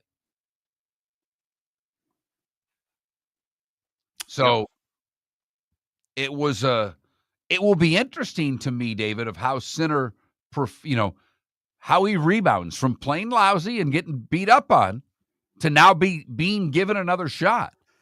Tennis players have talked about this recently from a mental health standpoint. That and golf, I don't know if there are tougher sports mentally. You lose every week in tennis. well, Same thing in golf.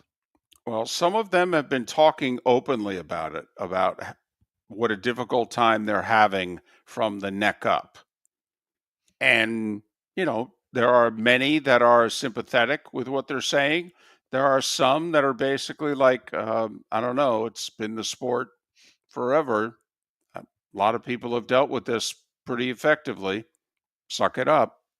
But Well, and I mean, Max Homa to a lesser degree is, he got off of Max Homa was great on social media. He was a fun follow on X. He's dumped all of it because of the just nastiness. You want to respond to comments and you want to engage with the people that follow you, but he couldn't deal with the negativity on it. And he said last week going to the John Deere, his goal was to play well, obviously, but his goal was to start enjoying what he does for a living again. That, to what you said, suck it up. I play golf for a living, for crying out loud. Let's have some fun out here. Now, marking putts from inside of 12 inches and reading them, I would say is not that much fun, Max. I'd like to see you tap that in, and let's move on to the next hole. But that's for another day. Miller and Moulton. We'll talk a little Rays and Lightning with Steve Carney. That's next. For over 50 years, the Nolan family has been dedicated to protecting local families. Nolan Family Insurance is a second-generation independent agency that specializes in home, flood, auto, and boat insurance. They take the time needed to explain your coverage options and answer your questions so you can make an informed decision that's right for you. If you're looking for an agency that treats you like family, call 941-639-1122 or go to nolanagency.com. That's 941-639-1122 or nolanagency.com. Defining a new era in men's health. Get stronger and healthier at Game Day Men's Health. With our in-house laboratory, get in, get treated, and get back to your passion and purpose. Call 239-427-3441 for our Bonita Springs or Naples location to set up your free testosterone test and consultation. Mention Miller Moulton Radio Show for a 10% discount on your service. Start living your best with Game Day Men's Health, Bonita Springs and Naples. Call 239-427-3441 today. Summer approaching, time to take care of your own house. So stop into the Floor Meisters and see their huge in-stock selection of carpet. The Floor Meisters has 100 rolls to choose from, starting at $2.99 a square foot for carpet, pad, and installation. Come in and ask for Dave and have him show you the Dream Weaver Select. Many styles and colors to choose from to fit everyone's taste. Floor Meisters, 6281 Naples Boulevard in Naples, right next to Costco, or go to the web, floormeisters.com. American Paint Supplies, celebrating 30 years in Naples, is proud to be the exclusive Farrow & Ball dealer in Southwest Florida. The best thing to come from the UK since the Beatles, Farrow & Ball has the colors and paints at American Paint Supplies. See why all the designers and painters choose Farrow & Ball. For 30 years, American Paint Supplies provides the perfect pairing of service and expertise on 6100 Shirley Street in Naples off of Pine Ridge, or online at AmericanPaintSupplies.net. American Paint Supplies is your one-stop shop for all your coating needs. This is Miller and Moulton.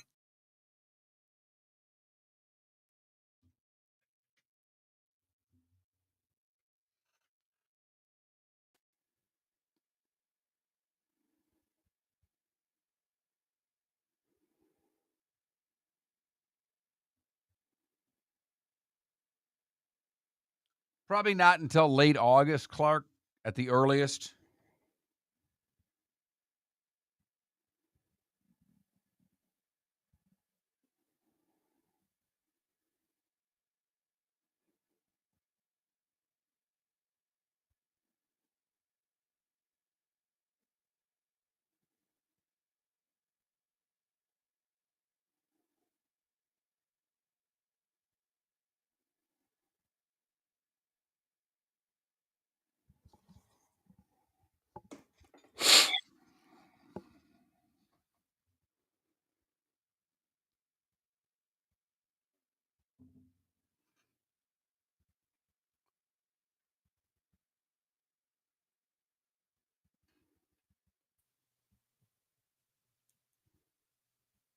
Morning, Steve. Good morning, Mark. Good morning. How are you? I'm all right. I was laughing with John Cassio last night when he texted me, and I was like, "No, Rays are going to lose now that you Totally. won." Yeah. It's our running joke here in the Twitch feed is that every time you guys have me on, we're always talking about a Rays loss. God, I tell you what, and I know that I was so mad. I was driving Saturday and long drive, we family vacation, so I was listening to the Rays and the Twins. And when they pull Bradley there and they give up that lead, I'm like, son of a gun. He couple of hits and we're going to pull him. From a radio listen, seemed to be cruising. Yeah, with Bradley though, you have to be overly cautious only because he has the reputation that the first thing that goes wrong, everything goes off the tracks. Right. So that was just such a big game to blow to me. I know. God dang, you can't be up 5-1. Yeah, the bullpen is in really rough shape.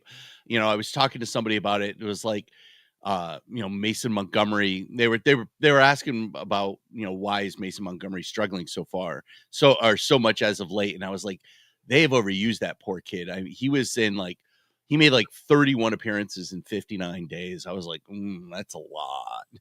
So I mean, they really have had to use a lot of Montgomery Uceta because of the Rodriguez injury and some of the other issues that they've had with their bullpen. I went up a couple weeks ago to see the last game of the Tiger series. I made my trek to Steinbrenner Field. And thankfully, the Twitch chat room said, get seats in the 200s and look for shade. And I ended up in the second to last row on the first base side. It was fantastic. I mean, that's a fun way to watch a game. Yeah, you're close up even in the 200 section. Yep. And yeah, it's hot, but at least I was in the shade. But I'll tell you, it was interesting to me, and maybe I'm way off, and it's been a while since I'd been to a game at the Trop, but the in-between pitch, in-between inning, the stuff that I'm used to at a modern-day baseball game, they didn't seem to have half of. It reminded me of going to a baseball game, 20, 30 years ago. There was a lot less music, a lot less noise, a lot less scoreboard crap. It was a baseball game, and I was fine with that. Yeah, it's very minor league in that aspect that they don't have a lot of that stuff because there's not the facilities for it. So right. Although I will say they made it very minor league when the young girl did the public address announcing for the half inning. It's like, yeah, that they've done that. They used to do it at the Trop as well. I know. I hate it. I know it's cute for the kids. Not a big fan of it either. I'm not overly a huge fan of it either. Okay, guys, get off your lawns. Come on now. Okay. Coming from the oldest guy on the show. Okay. That's funny.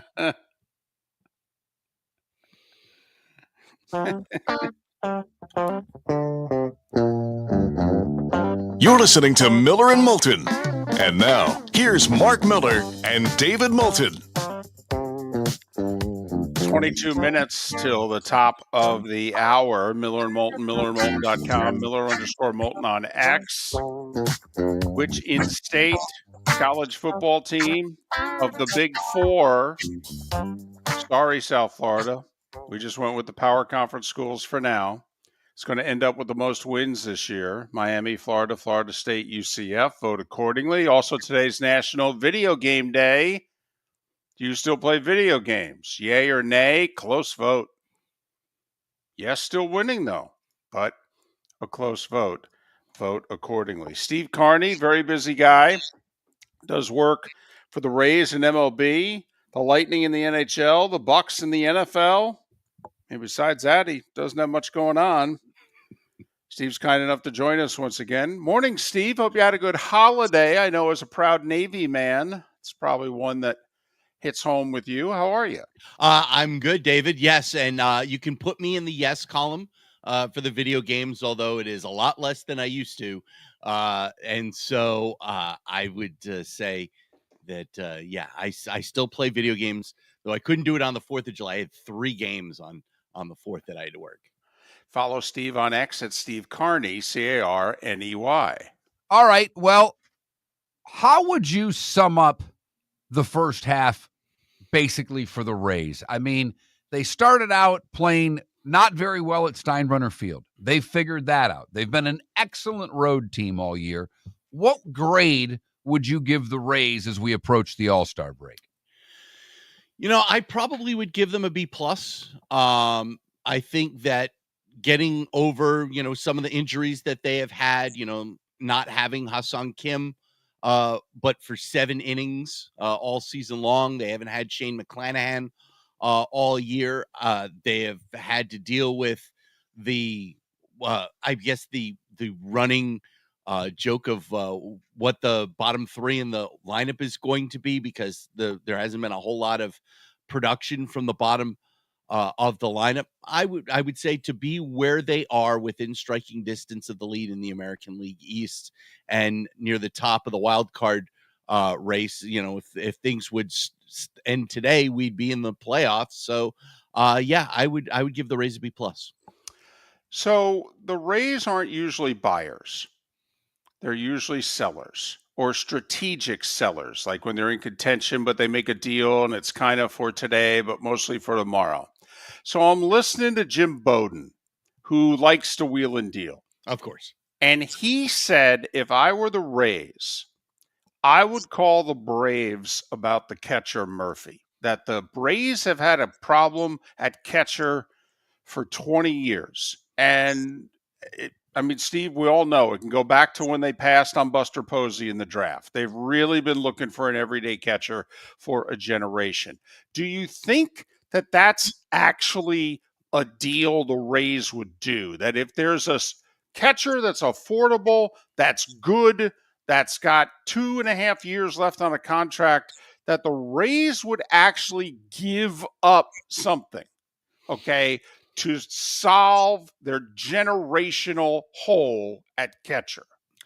Well, with Murphy, I know that the Rays were involved in trying to sign Murphy before he decided to take the Braves money, and in fact, with that trade, I know that the A's asked for a ridiculous haul from Murphy from the Rays before trading him to Atlanta for seemingly a whole lot less than what they were asking for when it came with the Rays. So would they look to sign Murphy, or would they look to trade for Murphy? I wouldn't put it out of the realm of possibility, mostly because he's a guy that has been on the Rays front office radar. They like him a lot. I wouldn't think that the Rays would salvage a big chunk of their future to try and improve something what may end up being only short term. Well, but he's got term left on his contract, but apparently they have a young catching prospect who's already made it to the majors. Yes. And there's a lot of people think that they kind of need to move Murphy and let this guy be the one. But you know what we're talking about. The Rays, hey, listen, credit to them. They try to win. They don't try to win deals. They try to win deals. But do you think they'd actually trade something of value to get something of value, because they're a playoff team? I think that because of the signing of Danny Jansen this year, I tend to think no, especially because they've got a couple of catching prospects in the pipeline that I think are a lot closer than people think. Logan Driscoll actually made it to the big leagues at some point for a cup of coffee last year. Dominic Keegan is the catching prospect that they are most excited about, and I think that he's the guy that I think if Rays fans want to look for possibly that generational catcher on the internal path, it's him. All right, McClanahan's coming back at some point. Does that allow them to trade a number 3, number 4 starter to bolster their bullpen, to get a bat? Do you see them, if they make a trade, trading part of their 26 now, or would it be trading prospects? What avenue do you think the Rays take to help their team out if they make a move? Well, I think they certainly could trade a pitcher if McClanahan comes back. Zach Littell, obviously, is the name that has been out there because he's a free agent at the end of the year. The problem is that Drew Rasmussen is on an innings limit this year. They have said that he is not going to pitch any more than 150 innings this year.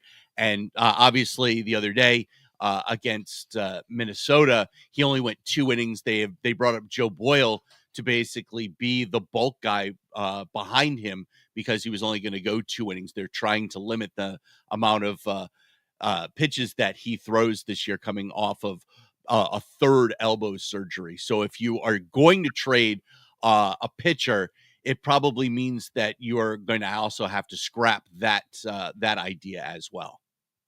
He's Steve Carney. He covers the Rays and baseball throughout the Tampa St. Pete area, stpete9.com, stpete9.com.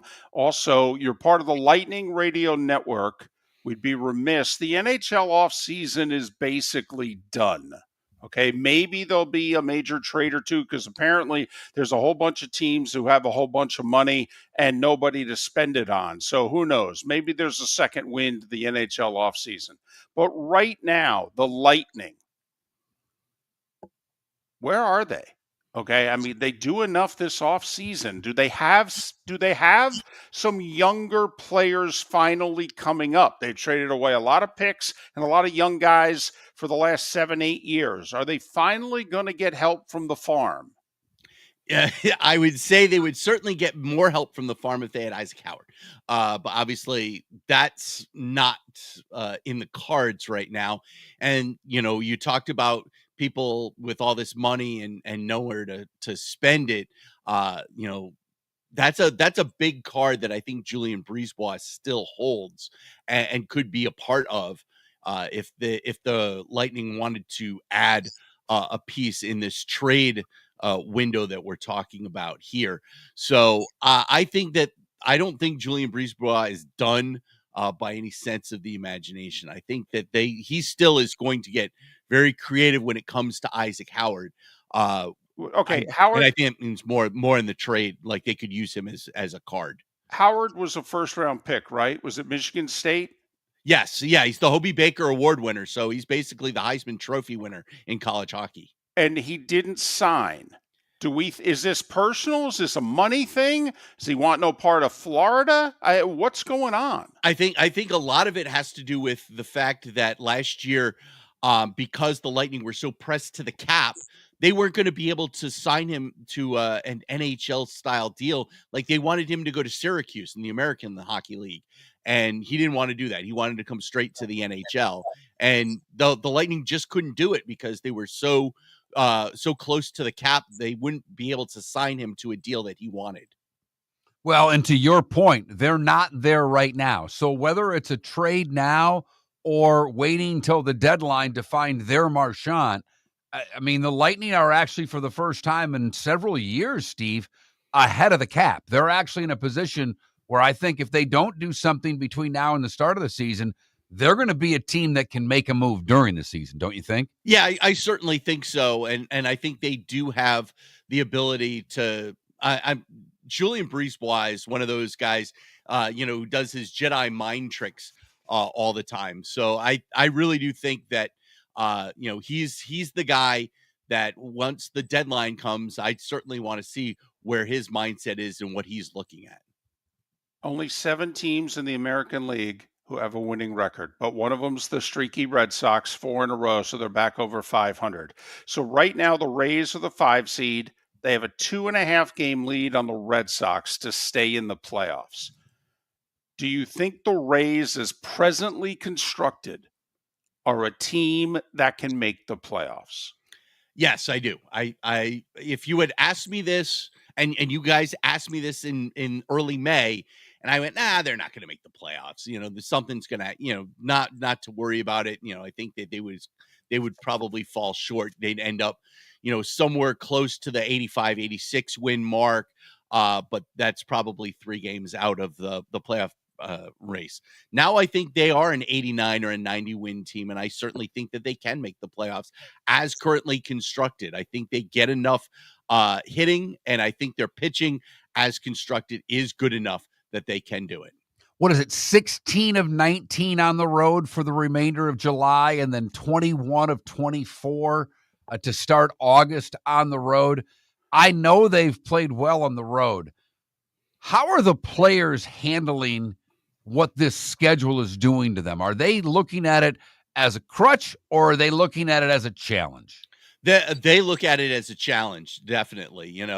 Speaking with Brandon Lau and Yandy Diaz about it, the veterans understand that this is something that then they've known about it since Moulton hit the trot last year, that there was probably going to end up being some sort of issue with the schedule. And I certainly think that they look at it as a challenge. And I think this is going to make them a closer team because they're going to spend so much time on the road in one condensed set here. I don't think people get as bent out of shape anymore about who made the All-Star game and who didn't, but Aranda and Lau make it. Okay, obviously Caminero doesn't. Your thoughts, though, on Aranda and Lau as All-Stars? Yeah, I think that getting Aranda and Lau as All-Stars is great for this team. Having multiple All-Stars this year goes to show that there are plenty of people out there that understand how good this team is. Not getting Caminero in there, I think, is a little frustrating. Drew Rasmussen could have been an all-star this year as well, just for how well I think he has pitched. He's another guy that I think was on the outside looking in only because of the numbers crunch. And so you go, okay, hopefully maybe next year he gets that opportunity if he has a similar type of season. You can pick one. Which would you pick? Each team not getting a representative every year, or getting rid of the Legends pick? A lot of people upset that Kershaw is even in this All-Star game. Obviously the career deserving, but he wouldn't be an All-Star based on this year. If you could get rid of one, what would you get rid of? Well, I would probably want to get rid of that each team gets an all-star. I've said that for years. I think it's kind of an outdated way of making sure that everybody stays happy instead of getting the best team possible out there. So even when the Rays are bad, I was saying, you know what, this team doesn't have an all-star on it. Why do we have to have somebody on there? Let me just ask one question, though. Both Miller and Moulton have admitted that as adults, we're not crazy about people who don't deserve to be in the game being in the game because every team has to have a representative. But as kids, Steve, it worked. Okay, we watched the All-Star game. My Mets were terrible. It was either Lee Mazzilli or John Stearns got the token bid. And I watched to the ninth inning when one of those two was getting in the game. I'm just curious, did it work on you as a kid, okay, that, or did you root for a team that had 8 All-Stars and it didn't matter? I grew up in New England, David. I got to see Roger Clemens every year in the All-Star game. So yeah, it didn't work for me in that case. So I hear you. Well, before that it was Yaz, right? So I mean, you always knew Lynn, Rice, Yaz. Yeah. Damn, rooting for those good teams growing up. Whatever. Whatever. Yeah. Miller and Moulton have no idea what that childhood was like. No, but not until 84 for me. But, I remember Fidrich starting as a kid. It was a big deal when Mark Fidrich got to the All-Star game, and those were special moments. Steve, as always, thank you for your time. Keep up the hard work, and we'll talk here again in a few weeks. Guys are the best. I'll talk to you soon. Safe travels, Steve Carney. Rays beat, Bucks beat, Lightning beat, StBeat9.com, his baseball site. Covers the minor league scene. I mean, as he talks about, when the Rays are home, sometimes he can be working all day, covering a minor league game or two, and then a major league game. Rays beat, Lightning beat, Bucks beat. The only beat Miller and Moulton know is a bad beat. Look at you. Well done. Accurate, too. Well played. You're damn right it is. Come on now, we're throwing money at a couple of football bets already, though. Well, it's going to be a long year. We're losing in July. American Paint Supplies, celebrating 30 years in Naples, is proud to be the exclusive Farrow & Ball dealer in Southwest Florida. The best thing to come from the UK since the Beatles, Farrow & Ball has the colors and paints at American Paint Supplies. See why all the designers and painters choose Farrow & Ball. For 30 years, American Paint Supplies provides the perfect pairing of service and expertise on 6100 Shirley Street in Naples off of Pine Ridge or online at AmericanPaintSupplies.net. American Paint Supplies is your one-stop shop for all your coating needs. Whether you're chasing peak performance, reigniting intimacy, or simply want to feel your best, Game Day Men's Health creates customized game plans to optimize your health. Call 239-427-3441 for our Bonita Springs and Naples location to set up your free testosterone test and consultation. Mention Miller Moulton Radio Show for 10% off your service. Find your maximum self with Game Day Men's Health, Bonita Springs and Naples, Florida. Call 239-427-3441 today. Southwest Florida's scorching heat is on its way. Stay cool with Air Advantage. As a proud Rheem Pro partner, Air Advantage delivers top-notch air conditioning solutions to keep you cool and comfortable. Right now, enjoy 18 months, no interest, no payments on qualifying systems. Call 433-4635 today for expert installation and unbeatable comfort all summer long. Online at myairadvantage.com. Air Advantage. Call today, 433-4635. With summer approaching, time to take care of your own house. So stop into the Floor Meisters and see their huge in-stock selection of carpet. The Floor Meisters has 100 rolls to choose from, starting at $2.99 a square foot for carpet, pad, and installation. Come in and ask for Dave and have him show you the Dream Weaver Select. Many styles and colors to choose from to fit everyone's taste. Floor Meisters, 6281 Naples Boulevard in Naples, right next to Costco, or go to the web, floormeisters.com. Honey, you want to come out? I haven't seen you since Glass Doctor installed our custom shower enclosure. No thanks. Well, you can't keep eating breakfast in the shower, and laminating your magazines is getting expensive.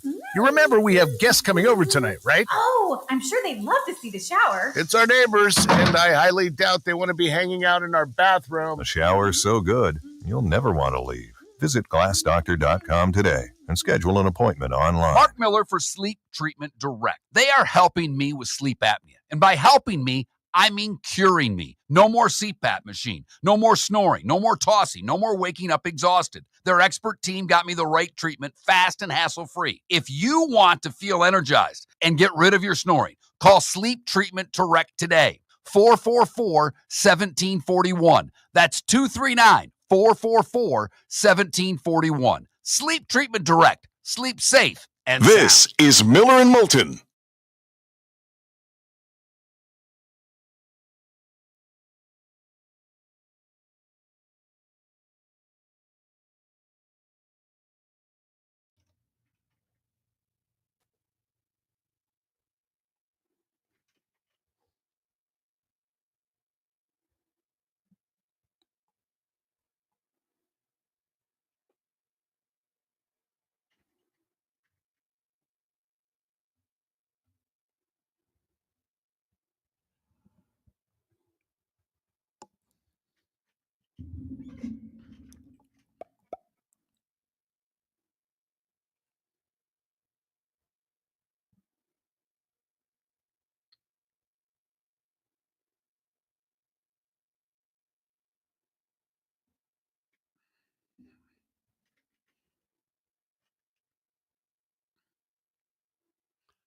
So I've just saw this.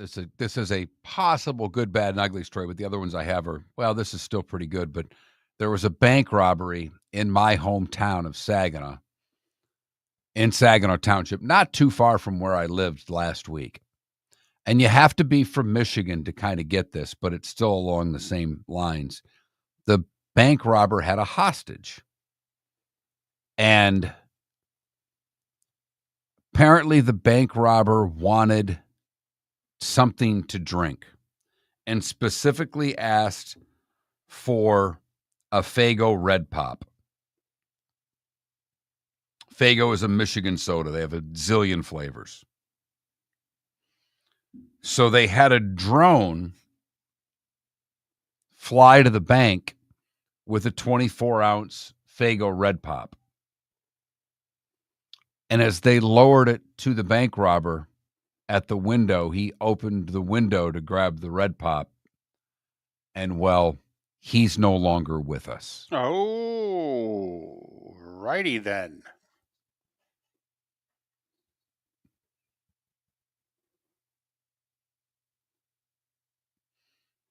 Wanted the Faygo red pop.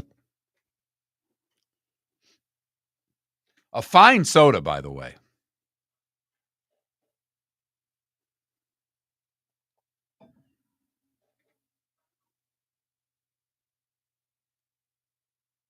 He got shot by a sniper, but they used it. In his demands while he was holding the hostage, he wanted a red pop. So they used a drone with, a rope attached to it, holding the pop. And as he reached out for the pop, because in Michigan it's pop, it's not soda.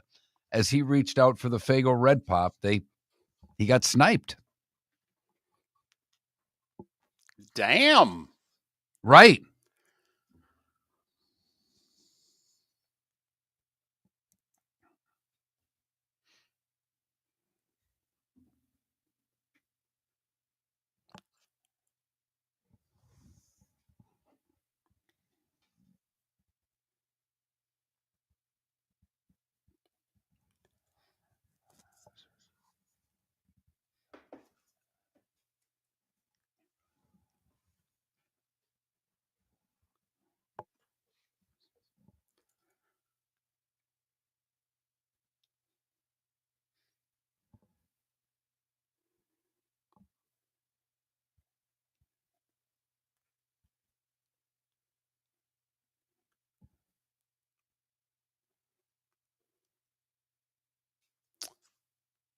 You got Saria on the line? Oh, crud. Oh, God. It's all right. No big deal.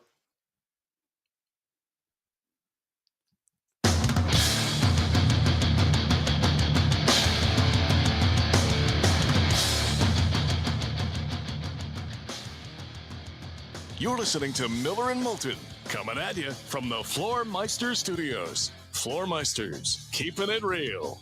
And now, here's Mark Miller and David Moulton. Halfway home on this Tuesday.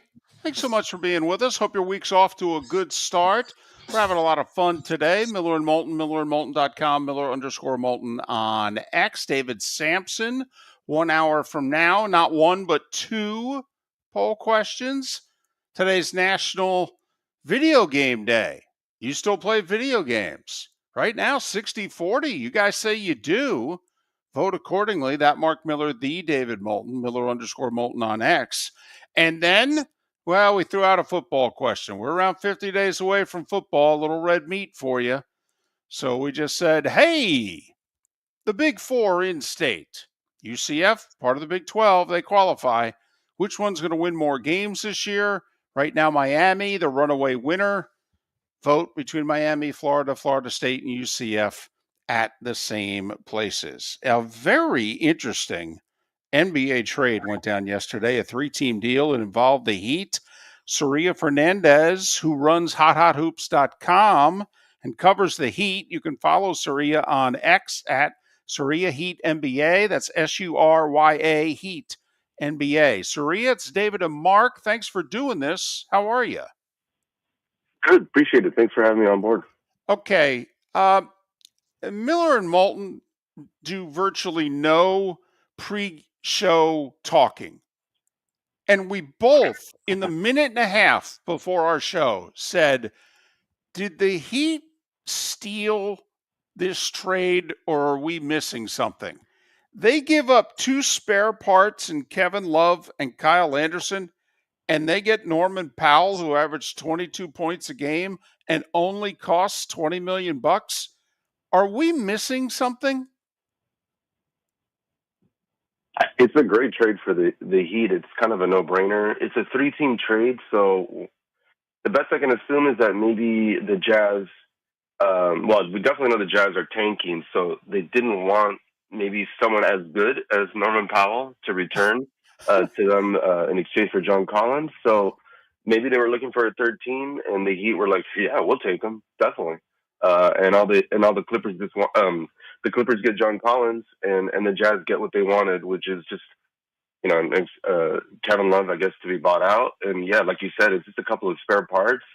They don't even send out a second round pick. The Clippers do to Utah. So this is a great value. Yeah, like you said, he's a borderline all-star.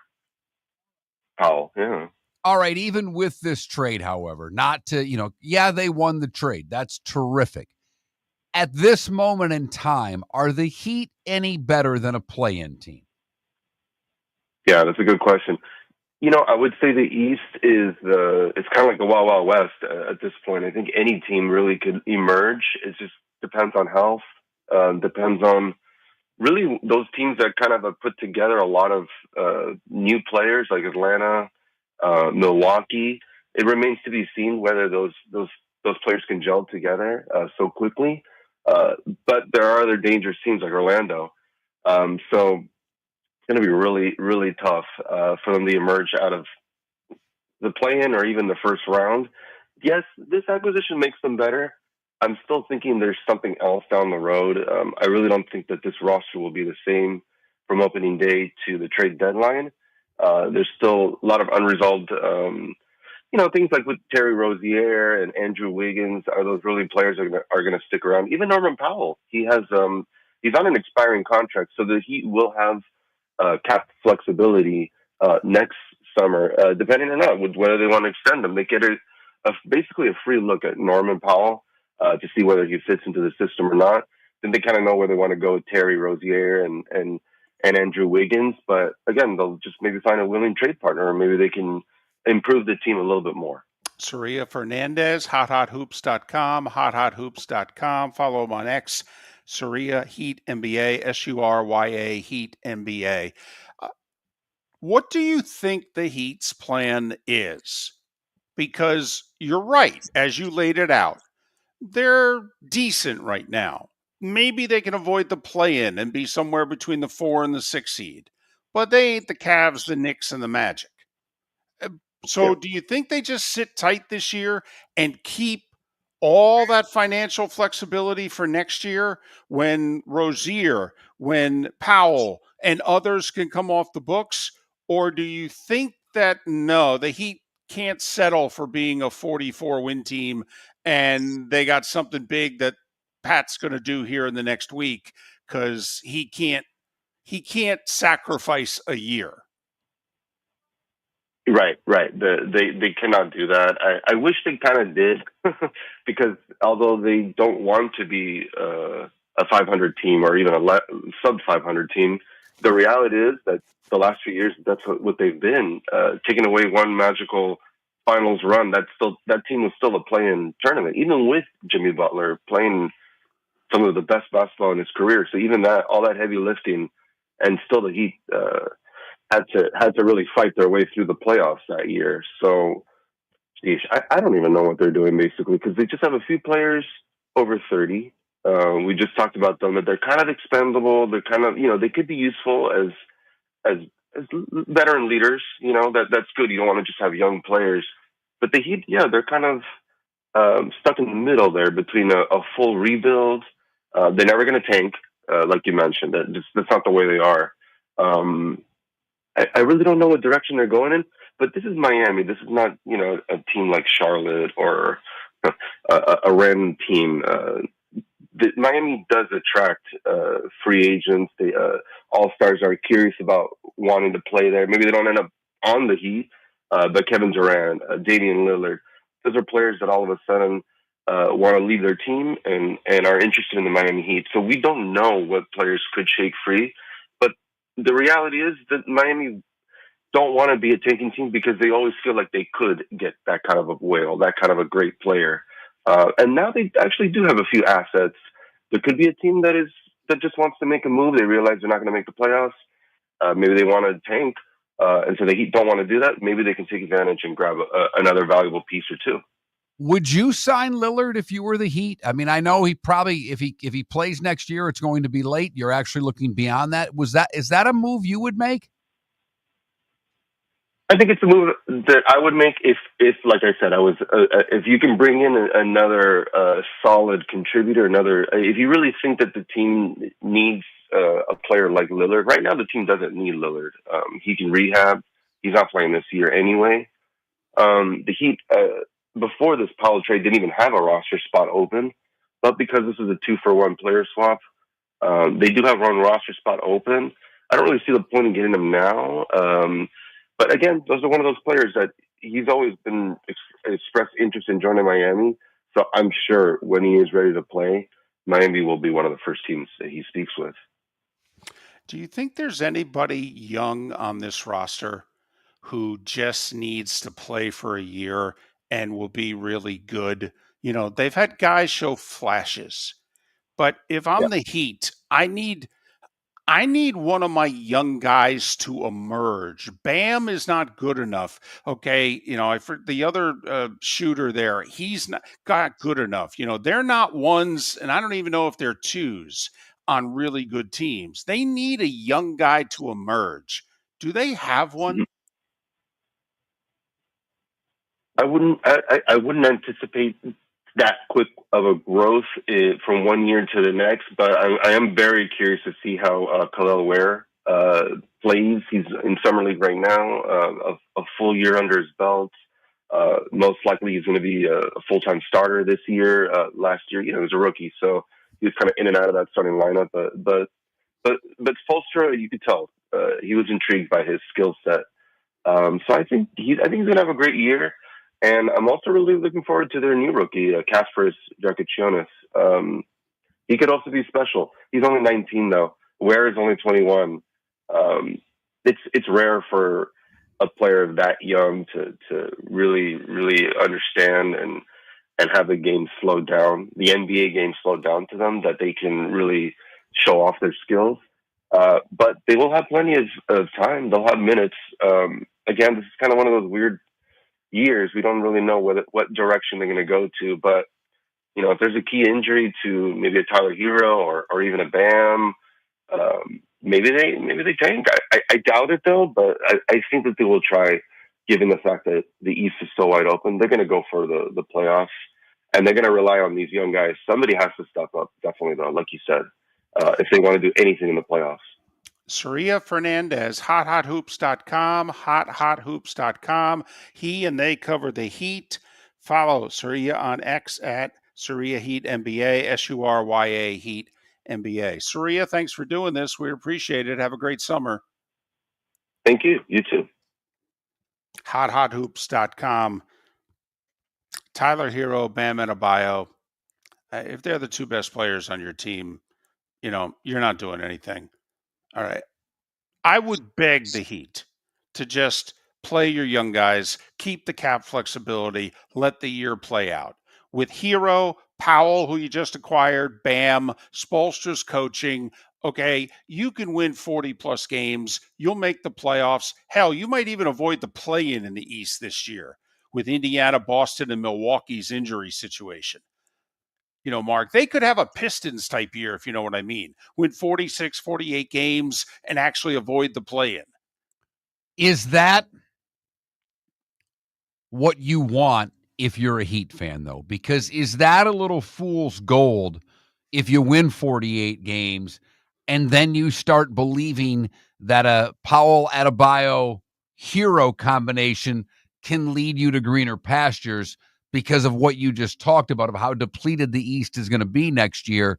Would it be better at the deadline to maybe move an Adebayo to start building for something down the road, because this isn't going to get it done?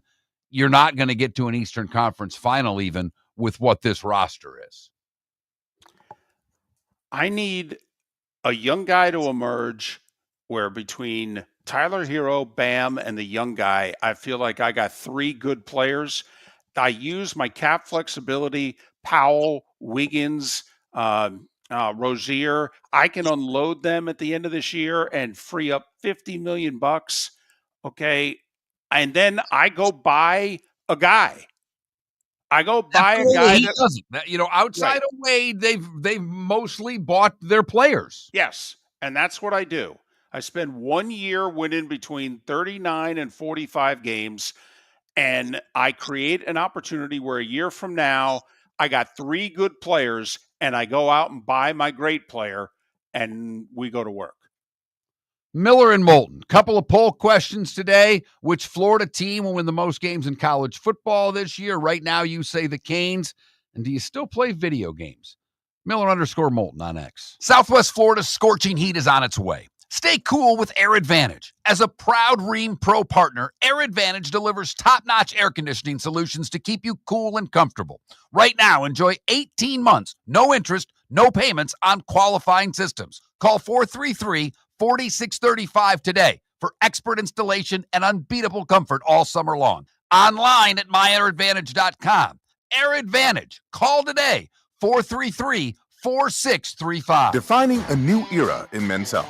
Get stronger and healthier at Game Day Men's Health. With our in-house laboratory, get in, get treated, and get back to your passion and purpose. Call 239-427-3441 for our Bonita Springs or Naples location to set up your free testosterone test and consultation. Mention Miller Moulton Radio Show for a 10% discount on your service. Start living your best with Game Day Men's Health, Bonita Springs and Naples. Call 239-427-3441 today. American Paint Supplies, for nearly 30 years, is your one-stop shop for all your coating needs. If you are a designer, a contractor, a professional painter, or a weekend warrior, American Paint Supplies is the place where experts go to get expert solutions. At 6100 Shirley Street in Naples off of Pine Ridge, American Paint Supplies delivers the best solutions with the best products with the best support. Meet Gene and his team today at American Paint Supplies. Call 239-566-2700. That's 566-2700 or online at AmericanPaintSupplies.net. Summer approaching, time to take care of your own house. So stop into the Floor Meisters and see their huge in-stock selection of carpet. The Floor Meisters has 100 rolls to choose from, starting at $2.99 a square foot for carpet, pad, and installation. Come in and ask for Dave and have him show you the Dream Weaver Select. Many styles and colors to choose from that fit everyone's taste. Floor Meisters, 6281 Naples Boulevard in Naples, right next to Costco, or go to the web, floormeisters.com. This is Miller and Moulton.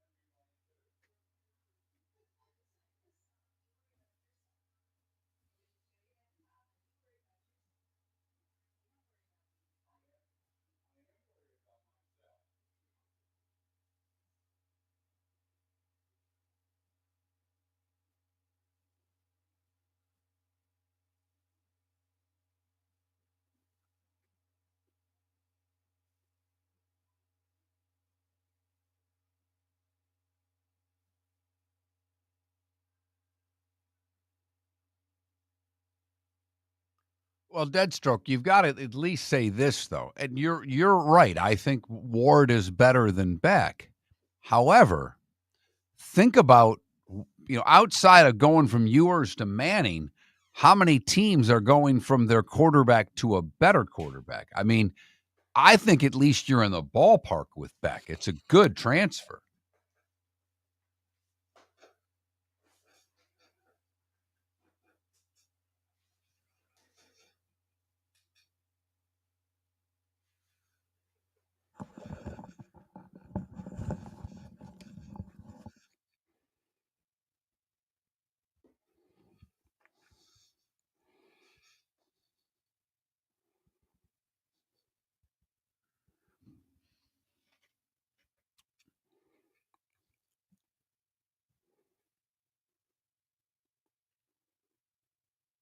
David, I have tomorrow's poll question done.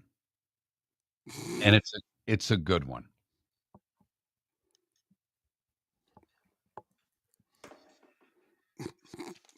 Like my response? Yep.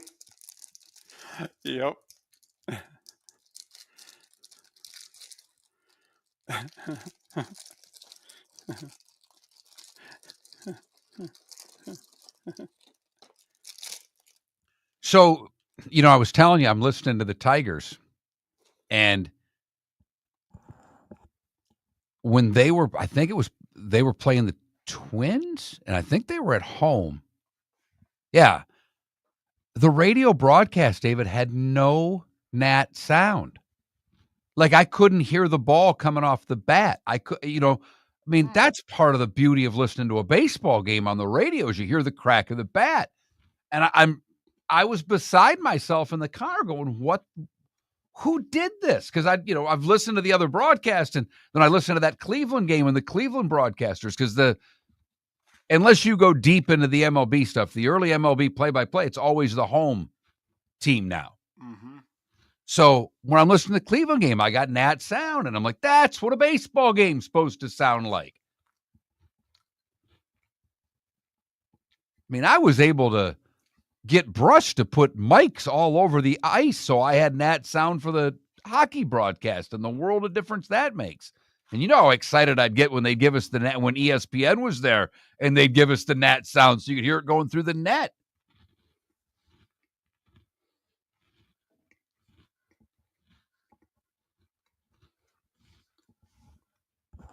Ladies and gentlemen, we're in Macon. We're doing the ASUN tournament, and we did 3 4-hour shows. We did 3 women's games, 2 men's games, and then we get to the championship game. Mark's doing play-by-play. ESPN guy comes over and goes, "Hey, you want that sound?" We're like, "Yeah, sure." Clucked it in. First bucket of the game. You hear that ball go through the hoop. Swoosh, and Mark's doing play-by-play, and he just looks at me like, "Oh, we're a big-time broadcast now."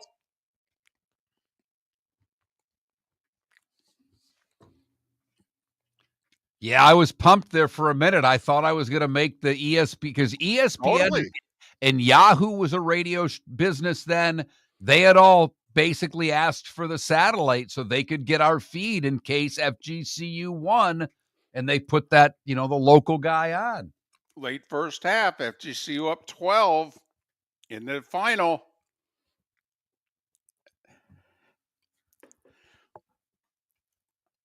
Mark felt like... Welcome back to Miller and Moulton. Text the guys what's in your mind at 21,000.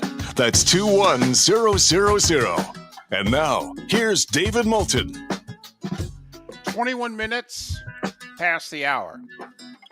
Miller and Moulton, millerandmoulton.com, Miller_Moulton on X. Thanks so much for being with us. 2 fun poll questions today. We throw a football one out there. It's after the 4th of July holiday. Training camp's opening up soon.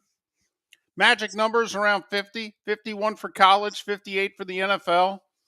So we went with a college football poll question of the Big Four in the state of Florida. Which one will end up with the most wins this year? And you guys are following Vegas and the over-unders. You're voting overwhelmingly Miami, not Florida, Florida State, or UCF. That Mark Miller, the David Moulton. But the close poll question, although apparently there's a few more video gamers than I thought. You still play video games. Today's National Video Game Day. We asked the simple question, what's it, around 60-40? No, the gap is closed. It's 53-47. It is a tight vote. Okay. I do stand corrected. I thought I hadn't played a video game since the Carter administration. I likely was playing a video game early in the Reagan administration because apparently Pac-Man came out in 1980. Reagan took over in January of 81. I'm sure I was still going to the mall at 15 at times and playing Pac-Man during the first year of the Reagan administration. So I sent a post out on X that said I hadn't played a video game since the Carter administration. It probably was year 1 of the Reagan administration, but I haven't played one since. Aladdin's Castle at the mall was very big back in the day. Mom would go do her thing, and I would make a beeline for Aladdin's Castle. And then that's when we went to the mall. But I had Crooked Creek golf and bowling within about a mile of the house. Ooh. And I would make my way to the bowling alley where they had an arcade full of pinball machines and video games. And I spent a lot of both my allowance, and I used to hunt for golf balls as a kid. That Crooked Creek right there would go into Crooked Creek and dig out golf balls and then go to the fifth tee and sell the golf balls to the golfers coming by and make money. I'd go there. I made good money as a kid selling golf balls. Get down, you have 3-4 dozen golf balls, get rid of them. Guys were always losing balls. They didn't mind. You had some good ones there. They'd pick them out and take off with their top flights and their pro staffs. Right. And look at you. Look at you. And then I would spend that money in the arcade. I did, now that I see it, I'll go down a TikTok hole from time to time and people start talking about Gen X and things like that. I do think about the fact that I'm at a bowling alley, and in the arcade in the bowling alley, or very close to the arcade in the bowling alley, was the vending machine that sold cigarettes. And there was no age restriction, nor anybody caring who bought cigarettes out of the vending machine. Well, I think there was an age restriction, but there was no one monitoring. Right, there was a sticker maybe, but I don't Exactly. even think there was, I don't even know if there was a sticker. There probably was one on the machine, just not in a place where it was visible. That's a good point.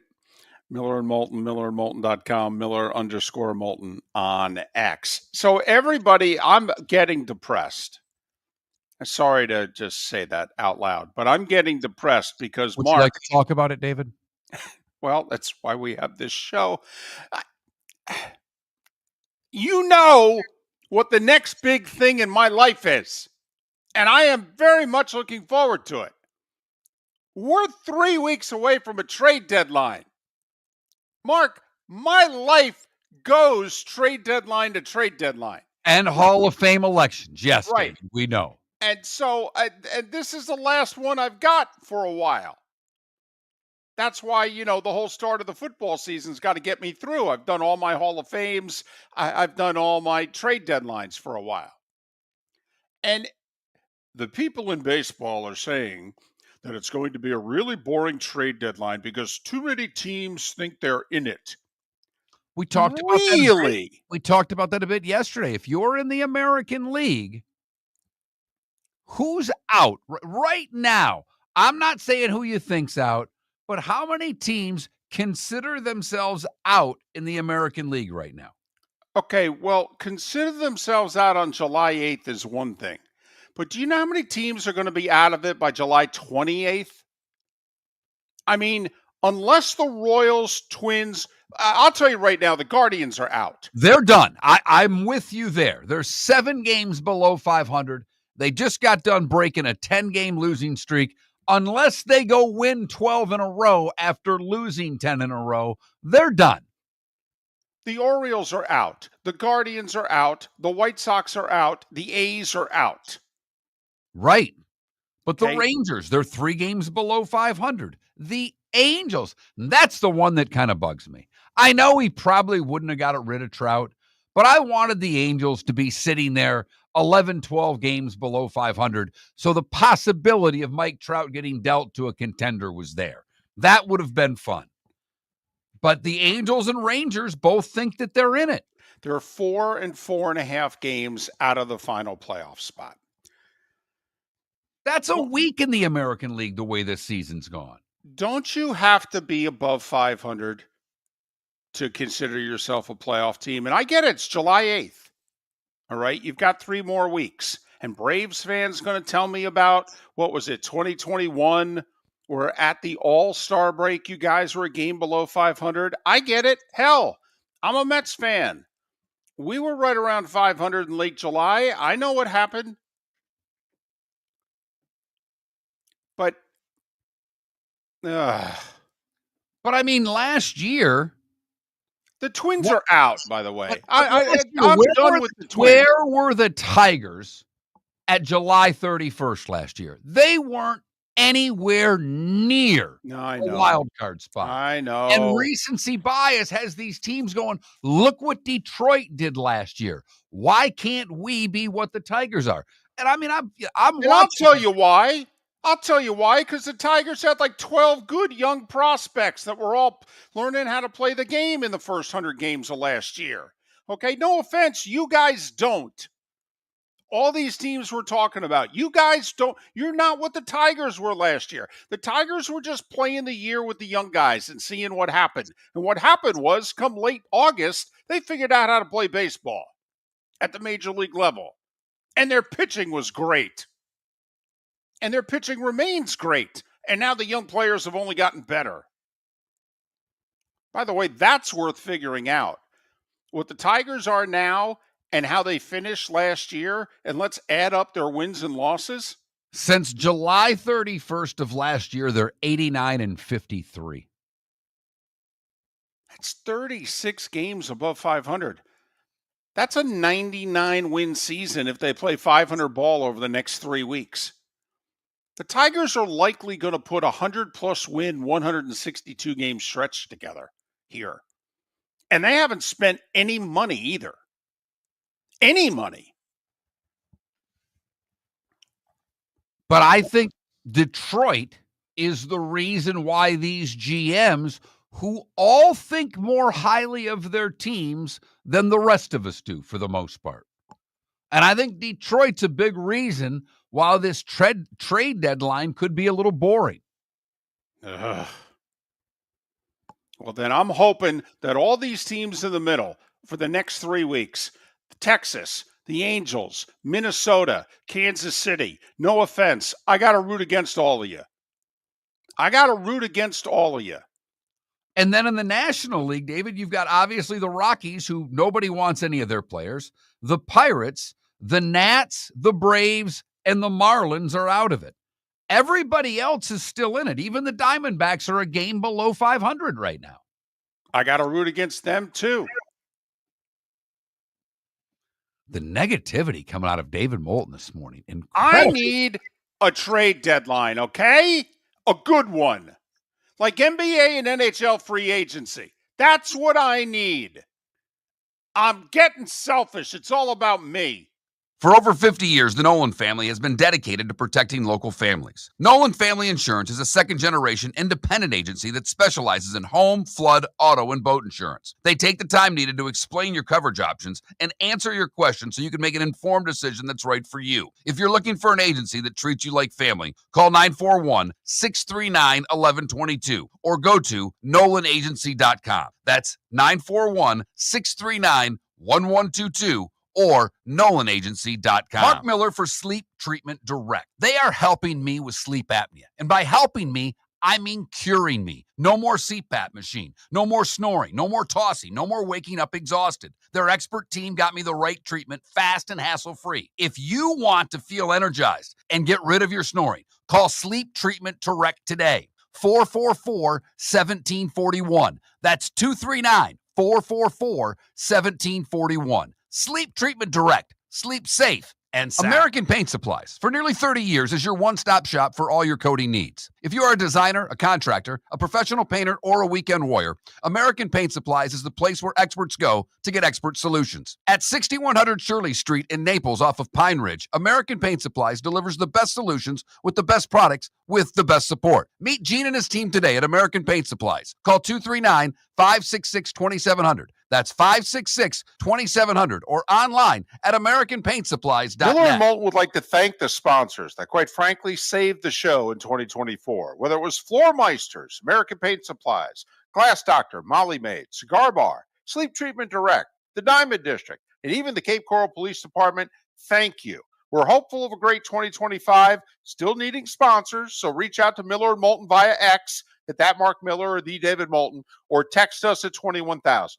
But Miller and Moulton says thank you to our sponsors and to you, our loyal listeners. This is Miller and Moulton.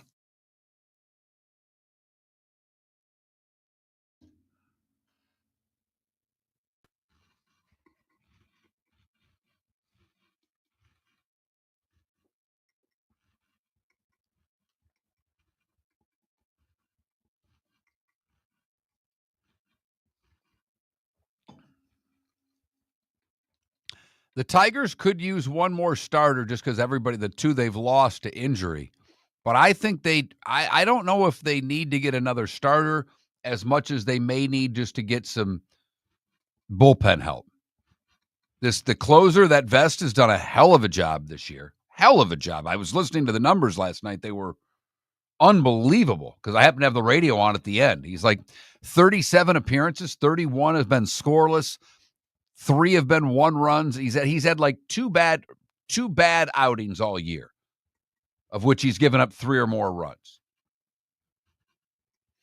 By the way, the dumb rule not dumb rule. This is to me the way statistical things have been done in baseball since the beginning of time. There is one thing that's always bothered me, and I get it, and I understand why. No one needs to explain it to me, but nothing ticks me off more than, there's 2 outs. They bring the reliever in. There's 2 runners on base, and the starter's charged with the 2 runs if the guy gives up a dinger. That drives me nuts. And I know it's the way it has to be, but I've never liked that. Since I was a little kid, I've never liked that. You want to find a way to split it? If the runner's in scoring position, it counts against a starter, but if he's on first, yeah, that wouldn't be bad. Reliever. That wouldn't be bad. And I'm sure there's some analytic now that gives a better description of what it is, but now, they at least keep track of relievers' inherited runners that they've allowed to score. So it gives you an idea as to whether or not the reliever comes in and gets the out or not.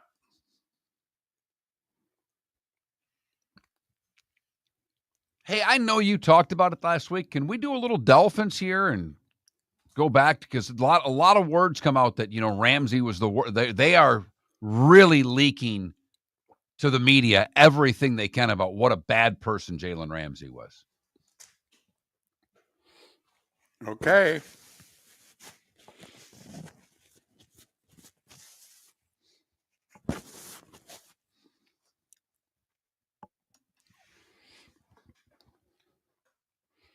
Read a great article in The Athletic yesterday. I almost sent it to you about CC Sabathia and the 2 months in Milwaukee. I don't know if you saw it. I did, which you and I, we've said it for 15 years. But how good they've been since then, and how, the owner throwing all of his chips in to get CC. And then what CC, hey, be here in 6 days. I'll be there tomorrow and I'm ready to pitch. I mean, everything about that is just cool. Pitching the last 2 starts of the year, didn't he go him on 3 days rest? 3 days rest. Yep. And was dominant in both. Because they were fighting the Mets for a wild card. And it was the Marlins that beat the Mets to knock them out, too. Final game at Shea Stadium.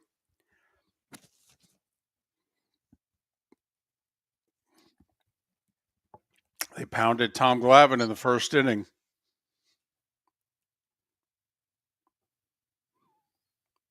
I think it was Glavine's might have been his last start period, but I know it was his last outing as a Met.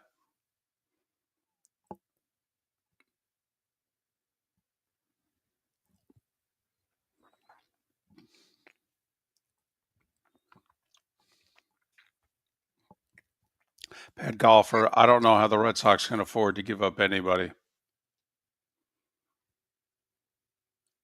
I think the fan base would lose their minds.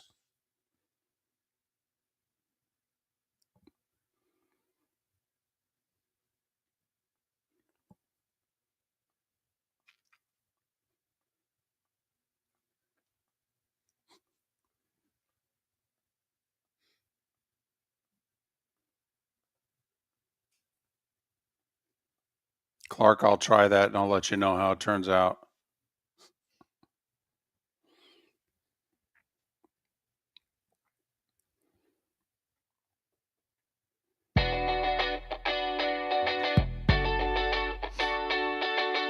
You're listening to Miller and Moulton.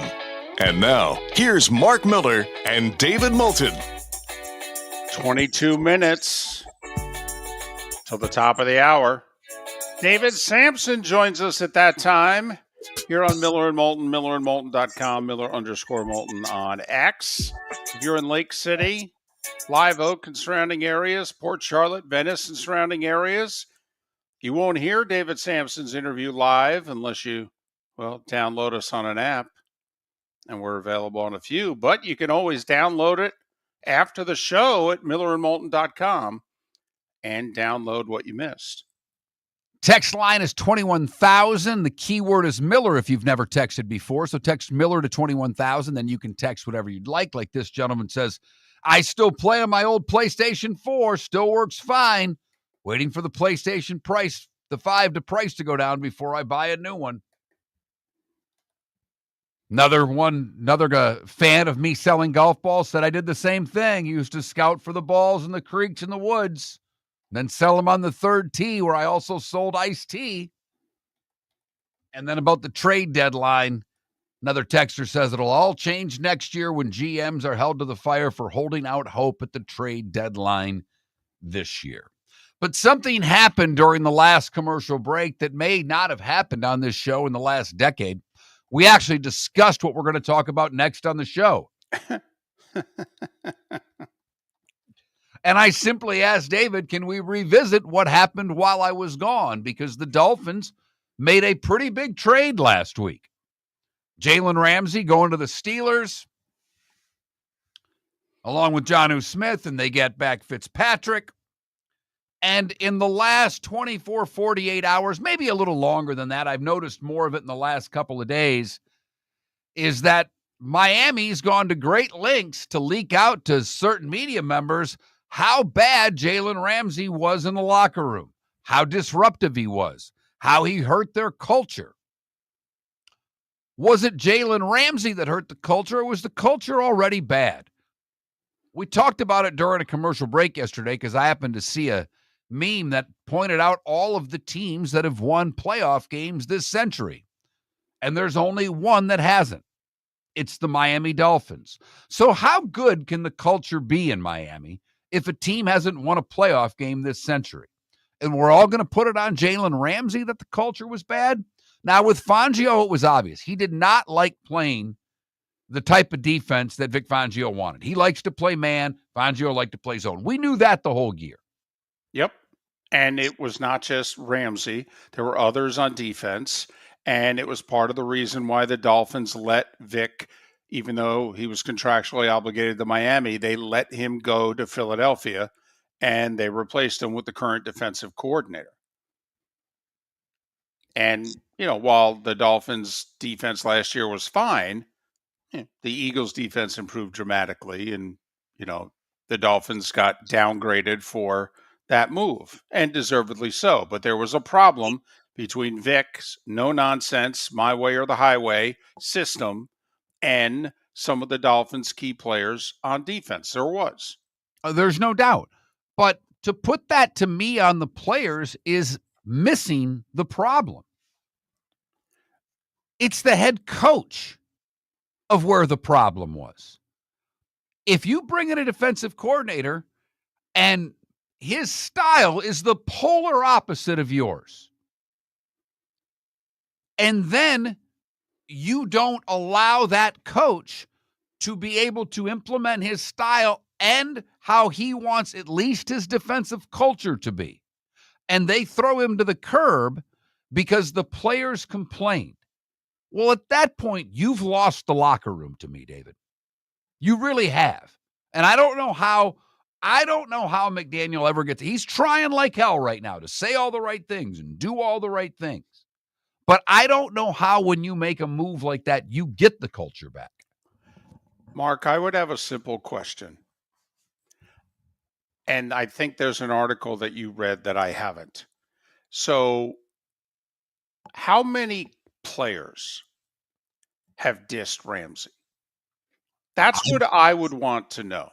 Because I've not seen one. I've seen Dave Hyde Dave Hyde's great. He's been on our show. He does a terrific job. This is not at all an indictment on him. He's the one that wrote the article. He got the information from somebody from the Miami Dolphins. Right. Their front office. Of course. Coach.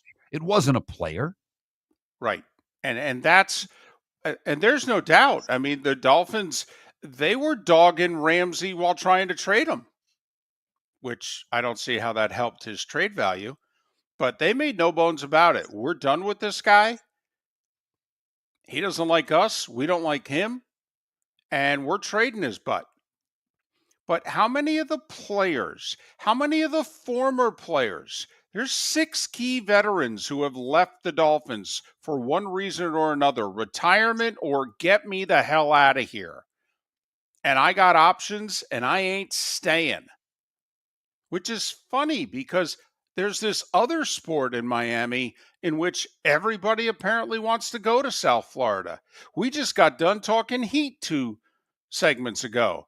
How many times do you hear an NBA player saying, I'd love to go play in Miami? Hell, Sophie Cunningham in the WNBA said, what are we doing adding expansion franchises in Detroit and Cleveland? Anybody ever heard of Miami and Nashville? Can we start putting teams where people want to go play? I don't go By the over. way, quick sidebar on that. Yeah. Who would draw better? Who do you think would draw better in the WNBA? Detroit, Cleveland, or Miami? Leave Nashville out of it. Do you think the WNBA would work in Miami without, without a Caitlin Clark, without a star, without an absolute star? No chance. Not in hell. No chance. Would have to have a star player. Otherwise, no chance. They could be really good too. They could be the Minnesota Lynx in 17-2. And I don't know how many people this time of year would interrupt their routine to go indoors and watch a WNBA game. They'd probably be like, oh, wow, let me know when the playoffs are coming. I'll go to the playoffs. Or when's Indiana coming to town? Like, that's the way that market's always been. Right. But the Dolphins, we talk about them a lot on this show. Obviously, they're the oldest franchise in the state. There are championships generations ago. But then let's just talk about this trade. They get rid of Jonnu Smith, and they get rid of Jalen Ramsey, and they get Minkah Fitzpatrick. And then essentially for a throwaway late 6th or 7th, they also get Darren Waller. So they made the deal getting rid of Smith because they knew they were going to sign Waller when he unretired, and the Giants said, we don't want him. So it's basically Jalen Ramsey, Jonnu Smith for Minkah Fitzpatrick and Darren Waller. Waller, we'll see how, coming off of injury and retirement, can he still play? We'll find out. He was a baller when he played. Hasn't had a good year since the pandemic. Seriously, 19 and 20 were his 2 outstanding seasons. When's the last great Minkah Fitzpatrick season? Because last year, his first game in Pittsburgh, when Miami traded him to Pittsburgh, he played in the first week and had 2 takeaways in his first game. He had 2 takeaways all of last year. All of last year. So what are they adding? How good is Fitzpatrick still? Well, and this is something that we've talked about. There's many different ways nowadays to make the Pro Bowl. We don't know if Minkah made the Pro Bowl because he was a starter or reserve, or if Minkah made it because 4 other guys opted out. But I think 2 of his 3 years in Pittsburgh, he was a Pro Bowl safety. Okay, he grades out in the top third of safeties in the league for what that's worth. But there is a debate as to just how much of an impact player he is. Fitzpatrick at safety or Ramsey at corner. Dolphins had a need at both. Minkah makes them better at safety. He does. But Ramsey was far and away their best corner. Which would you rather have, Mark? Well, let me ask you. I'd rather have the corner. I'll answer very quickly there. But when you look at this, skip the tight end part of it. If you want to just, say they threw Smith in because they knew they were signing Waller. Okay, I'm not really sure why Pittsburgh thinks they need 3 tight ends. Let's see what they do with Washington. That's for another day. But when you look at the 2 teams defensively, which team in your estimation got better defensively because of the trade? Because I don't think it's close. Now you got Porter and you've got Ramsey for Pittsburgh. They've got 2 good corners. That makes that defense, a good defense, even better. How much better is Miami's defense with Fitzpatrick for Ramsey? I don't think it is better. Here's my biggest problem with all this. Chris Greer's 3 biggest moves are giving Tua an extension, giving up what he gave up to get Tyreek Hill, and signing him to 2 contracts, and giving up what he gave up and signing Jalen Ramsey to a big contract. Well, now he's traded Ramsey. We all know, worst kept secret in the NFL. This is Tyreek Hill's last year in Miami. He's a $59 million cap figure next year. He's not going to be with the Dolphins. And then they can move off of Tua for whatever reason if they want to after the 2026 season. So, Mark, if I'm Stephen Ross, and let's just say the Dolphins matched last year, they go 8-9 again, I'd look at them and I'd go, I've given you 5 years, no questions asked, where you were calling the shots. Whatever power you gave to McDaniel, that's on you. I gave you 5 years, no playoff wins. And the biggest moves that you've made were getting rid of 2 of those 3 guys. Why do you get a contract extension again? And look at the Dolphins defensively up front have the ability in 2025 to be really good. I mean, they might be able to get after the quarterback with their front 4. They might, but they are asking a lot of players who haven't had great health to be healthy all year. I mean, their front 4 could be really good. Yes. I don't know about their back end, David, at all. I don't either. And you better hope so, Dolphin. You better hope they're a guy. Because if they stay healthy, they actually have 6 guys who can rush the pass. Yep. Okay. And they'll be a problem for defenses. Although I think some teams may just line the ball up and run it down their throat, to be honest. Because I don't like their defensive tackles at all. And we'll on the interior linebackers, and Minka's going to come up, and apparently that's going to be their run stuffer. I don't know. But I wanted to bring it up. I know you talked about it last week. I wanted to hear what you said because I didn't listen to the show while I was on vacation. And I just don't think in any way, shape, or form Miami won that trade. I think they lost that trade. Even if you add Waller to the mix. They are counting on a lot of players who are getting a little older to be really good.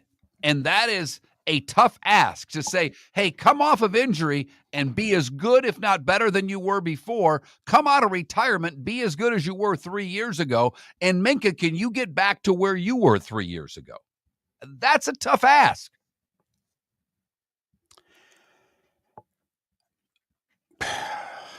Yeah, exactly. That's where I am with the Dolphins. I have to admit, I bailed on them. Remember, season ended, I bailed. I said, I have been on your wagon to various degrees for 20 years. I have been hoping that you would win. I'm not hoping anymore. Here's the deal, Mark. I don't think there are many teams in the league that need to get off to a good start, kind of the way the Dolphins do. Because this is a coach who's operated a certain way for 3 years and now is operating in a very different way. So the locker room's already looking at him cross-eyed. Okay, but if you start to win, guys will do anything to win. They'll follow anybody to win. And that's not, Gary Danielson told us that nearly 20 years ago. Yep. Guys will do anything to win. Okay, and you could be the biggest jerk and you'd be an idiot, but they'll follow you if they're winning. Dolphins open with the Colts, host the Patriots. Now they go to Buffalo. That's obviously a loss. Host the Jets, play Carolina. 4 of their first 5 are winnable games. They have to go no worse than 3-2 starting the year. Have to.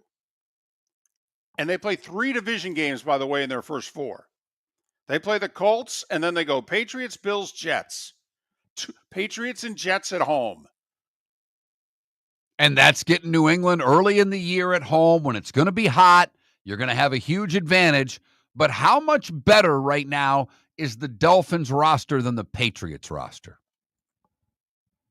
Not sure that it is. Miller and Moulton. David Sampson coming up at the top of the hour. Miller and Moulton, millerandmoulton.com. Thanks for listening. For over 50 years, the Nolan family has been dedicated to protecting local families. Nolan Family Insurance is a second-generation independent agency that specializes in home, flood, auto, and boat insurance. They take the time needed to explain your coverage options and answer your questions so you can make an informed decision that's right for you. If you're looking for an agency that treats you like family, call 941-639-1122 or go to nolanagency.com. That's 941-639-1122 or nolanagency.com. With summer approaching, time to take care of your own house. So stop into the Floor Meisters and see their huge in-stock selection of carpet. The Floor Meisters has 100 rolls to choose from, starting at $2.99 a square foot for carpet, pad, and installation. Come in and ask for Dave and have him show you the Dream Weaver Select. Many styles and colors to choose from to fit everyone's taste. Floor Meisters, 6281 Naples Boulevard in Naples, right next to Costco, or go to the web, floormeisters.com. Southwest Florida's scorching heat is on its way. Stay cool with Air Advantage. As a proud Rheem Pro partner, Air Advantage delivers top-notch air conditioning solutions to keep you cool and comfortable. Right now, enjoy 18 months, no interest, no payments on qualifying systems. Call 433-4635 today for expert installation and unbeatable comfort all summer long. Online at myairadvantage.com. Air Advantage. Call today, 433-4635. Wine glasses never fall over until you get a brand new rug. Oh, no! Ketchup bottles act normal till you're wearing a new shirt. Oh, you kidding me? And rocks slide peacefully on the road till the day you get a brand new windshield. Then they fly up off the road and attack without mercy. That's why new windshields from Glass Doctor come with our windshield protection plan. Unlimited repairs and one replacement for 12 months. Don't just fix it, protect it. Glass Doctor. A neighborly company. American Paint Supplies, for nearly 30 years, is your one-stop shop for all your coating needs. If you are a designer, a contractor, a professional painter, or a weekend warrior, American Paint Supplies is the place where experts go to get expert solutions. At 6100 Shirley Street in Naples off of Pine Ridge, American Paint Supplies delivers the best solutions with the best products with the best support. Meet Gene and his team today at American Paint Supplies. Call 239-566-2700. That's 566-2700 or online at AmericanPaintSupplies.net. Miller and Moulton are very grateful to you, the listeners, for making us one of the highest rated shows for men, because the working man is one of the toughest demos to reach, and we do. Great sponsors like Floor Meisters, American Paint Supplies, Glass Doctor, Sleep Treatment Direct, Game Day Men's Health, and Molly Maid recognize that, and we thank them. And if you own a business and working men are your clientele, the most cost-effective way to reach them is through us. Text Miller and Moulton at 21,000 or directly via X at that Mark Miller or the David. This is Miller and Moulton.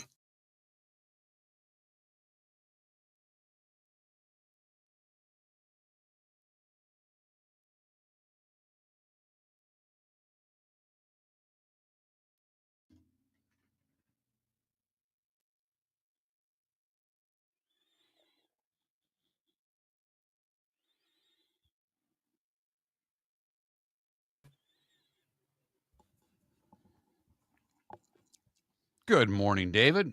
Good morning. How are you? Excellent. How are you? Excellent. Where were you boating on the 4th of July? I saw your picture on X. I did not include any of my family on a boat from my vacation, but we were both on a lake, it looked like, on the 4th of July. Lake Lugano in Switzerland. Oh, well, I was, not that close to you. I was still on this continent. I was in Milan for Springsteen concerts, and then 50 minutes away from Milan is Lugano, Switzerland. So we went for the weekend after Springsteen's last show Thursday night. See, everybody on Twitch, just to let you know, there are a lot of differences between myself and David Sampson. But see, I went with the family to a lake in Maryland. He went to Milan to see Springsteen and hung out in a lake in Switzerland. That pretty much sums it up in a nutshell. I would just say that if it's the last time I ever get to see Bruce Springsteen and the E Street Band, because it was the last show of the tour, you can bet that I was going to do that. And I ran into Pat Riley there. We had a funny conversation about time passing and the reality that could be the final Springsteen and E Street Band show. It's why I paid what I paid to see him at the beginning of the tour, because I don't know if I'll see him again. Now, he has come out recently and said basically he's going to die on stage, which I didn't think he was going to play, kind of like Ozzy was over the weekend. That was actually Boy, pretty sad. God, All right. But I'll be it's curious if they do another one, because what did he tour for here? 2 years? 2 years, and there are no dates with the E Street Band going forward. I Not know. one is on the And, book. and to think about the tours that he and even the Stones, at the the guy from Pearl Jam, the drummer, much younger, said after 27 years of a great rock and roll band, just said, I'm done. I'm so thankful. I just went to Pearl Jam, and I had not seen them before, and I saw them on this recent tour. I was going to go on this. I saw them. I saw them when they played the second Lollapalooza, and they were Cool. the fourth band on, fifth band. I mean, the Chili Peppers headlined it. There were two bands. They were on. It was still Sunshine when Pearl Jam played. I love music. I love live I music. do too. I do too. There's a band called Widespread Panic that I like a lot, and I just saw they're going to be in Asheville, North Carolina. My son also likes them. I talked to him yesterday. I said, "Would you drive up if I fly up?" And he's like, "Maybe. Let's see." So, trying to get more of those father-son trips. Father of the Year moment right there.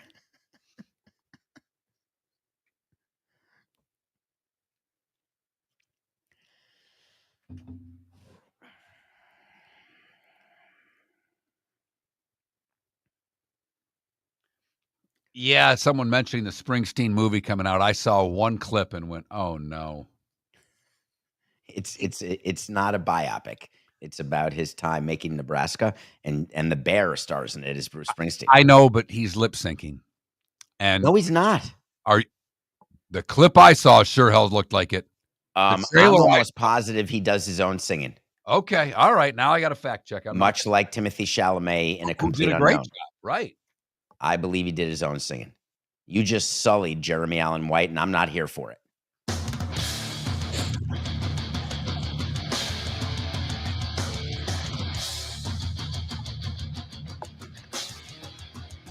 You're listening to Miller and Moulton, coming at you from the Floor Meister Studios. Floor Meisters, keeping it real.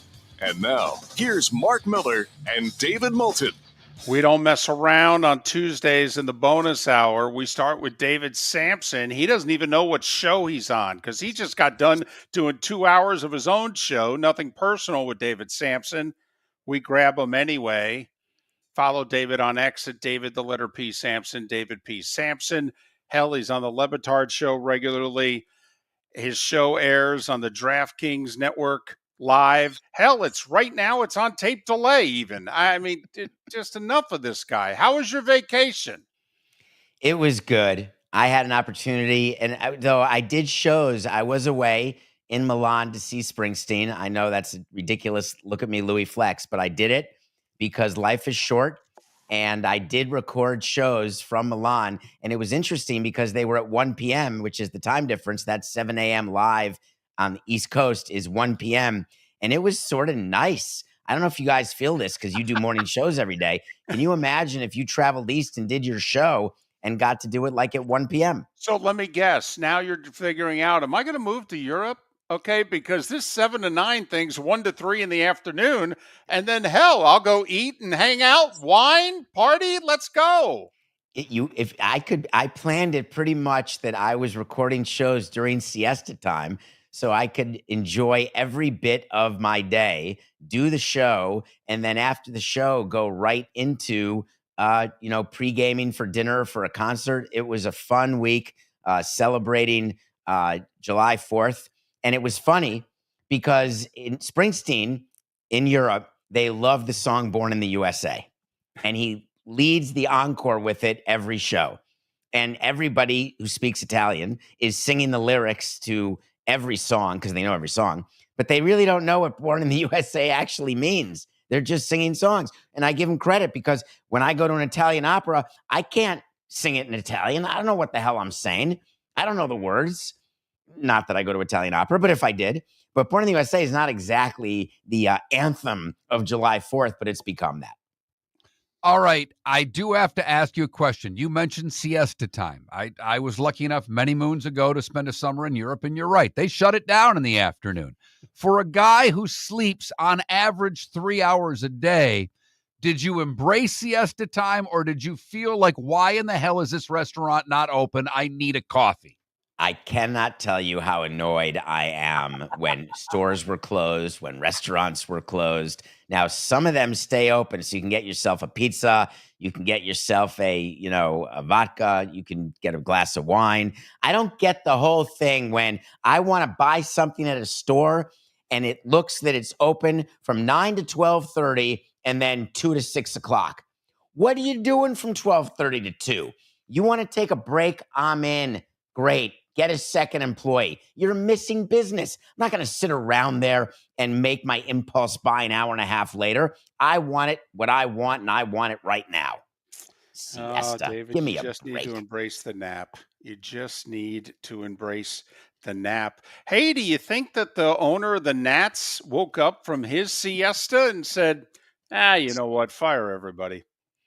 They got a special situation there. That team is for sale, even though they claim it's not. It's been for sale for years. It has, because they can't get the kids to agree on anything. So Ted Lerner, rest in peace, was the patriarch. He croaked, and all of a sudden the kids were like, now we all have an equal say?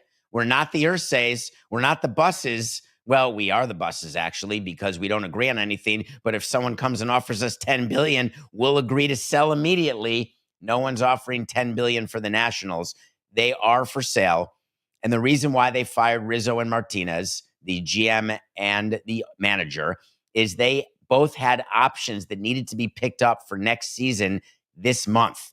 And they said, we don't want to pick up these options. We don't want to encumber this team with more expenses. Let's bring in some cheapies. We'll bring up Miguel Cairo, the bench coach. We'll pay him de minimis because he didn't win a World Series. We'll get a new GM who is the assistant GM. We'll give him a raise of like 50 grand and give him the title. And therefore, we'll have a cost structure that may be more attractive to potential buyers. But what the learners don't understand, and I've spoken to them about this, is that no matter how many bad contracts you have, no matter how many obligations you have in the front office, you are going to get a price for your team if you can find someone willing to pay, because they don't pay attention to how many bad contracts you have or how much money your manager's making. They want to buy a team because they want to buy a team in DC that they think can become profitable. The problem is Nationals Park. Does that name sound familiar to you? That's been the name from the beginning. No naming rights deal. Why not? Because they've never been able to get the number they wanted. But a new owner could come in and say, well, I could get that number. How about the TV revenue?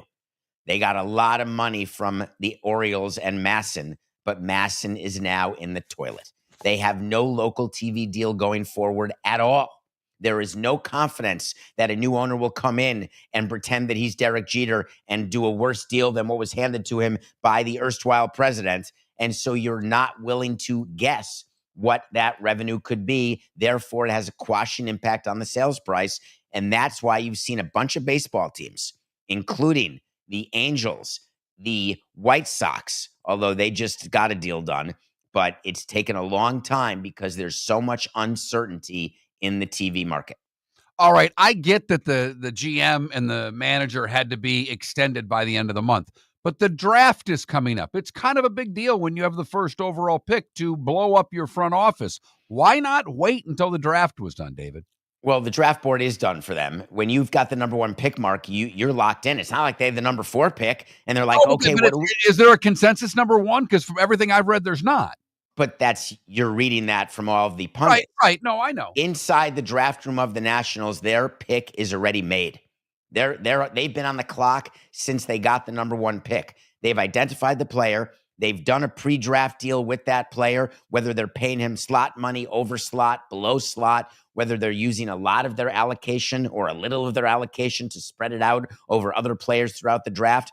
That decision's been made, and nothing any other team can do will change that decision because they've got the number 1 overall pick. So there's no pressure at all.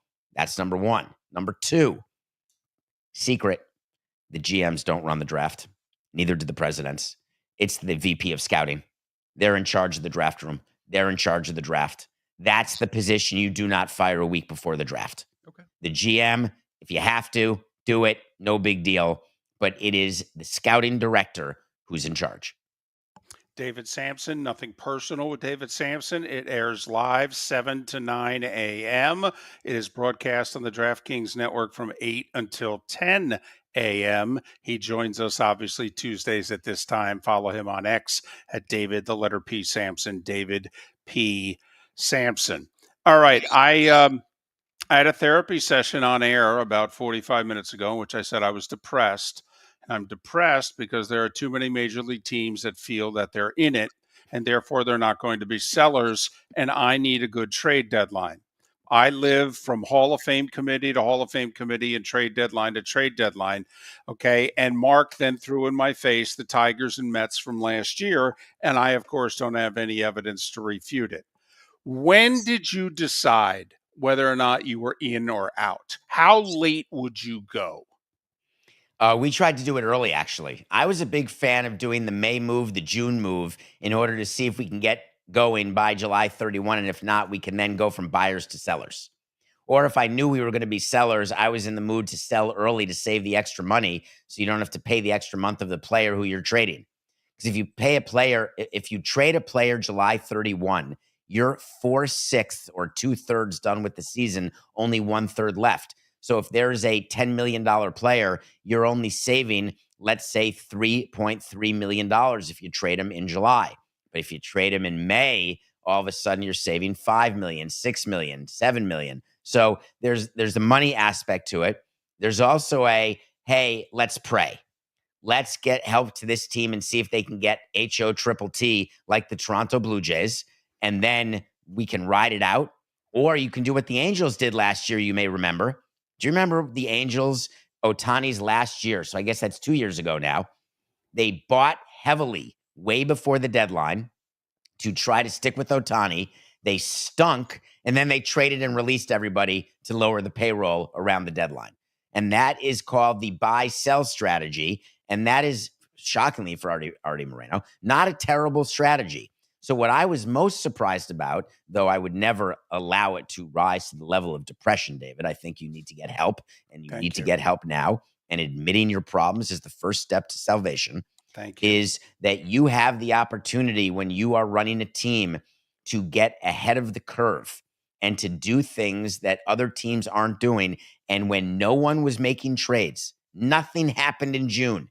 No sellers sold. How can that be? No buyers bought. How can that be? We had Devers. We had that trade. That was fine. But I expected more. So I don't know what it means for this month or the last 2.5 weeks of this month, but I suspect it's going to be interesting. Who has the most pressure on them from a team standpoint to make a move this deadline? Oh, I think that's the easiest question you've ever asked. Doesn't it have to be the New York Yankees? That's what I thought, yeah. They're 3 games back of the Toronto Blue Jays right now. They're despondent beyond repair. They've got a team that they thought even without Cole, without Heel, that they would be fine, even though they shouldn't have, even though there's this show that's just starting to get big called Nothing Personal. And for some reason, that idiot host, whose name is David Simpson or something, he said the Yankees, before the season started, may not make the playoffs. And he was laughed off the stage. Meanwhile, take a look at the Yankees and take a look at their tenuous position. If you're Boone and Cashman, you are hoping that Hal Steinbrenner lets you add, because, boy, do they need help. They do, but they're also in a position to get it. And also the general manager will, do what he's got to do. They have an interesting week also, the final week before the All-Star game. They play 2 really good teams at home. So they need to have a good week considering they went 1-6 last week. It's even more, David. It's even more because the team they're chasing, their final week is against the White Sox and the Athletics. Exactly. So 3.5 Toronto could go become 6-0, and right. all of a sudden 3 games is 5. Exactly. Very quickly, 30 seconds. So should every team be represented in the All-Star game? Yes. And I fight this all the time. And in 24 seconds or less, I can tell you that as a team president, I wanted to be represented at the All-Star game, even when I didn't have an All-Star. I wanted the fans to be able to see it. I wanted the league and everyone around the world to see our team. But it does cause absolute snubs. There's no question about it. But it is an exhibition game where I think we should exhibit somebody from every market. For the record, Miller and Moulton agree because we both rooted for bad teams as kids.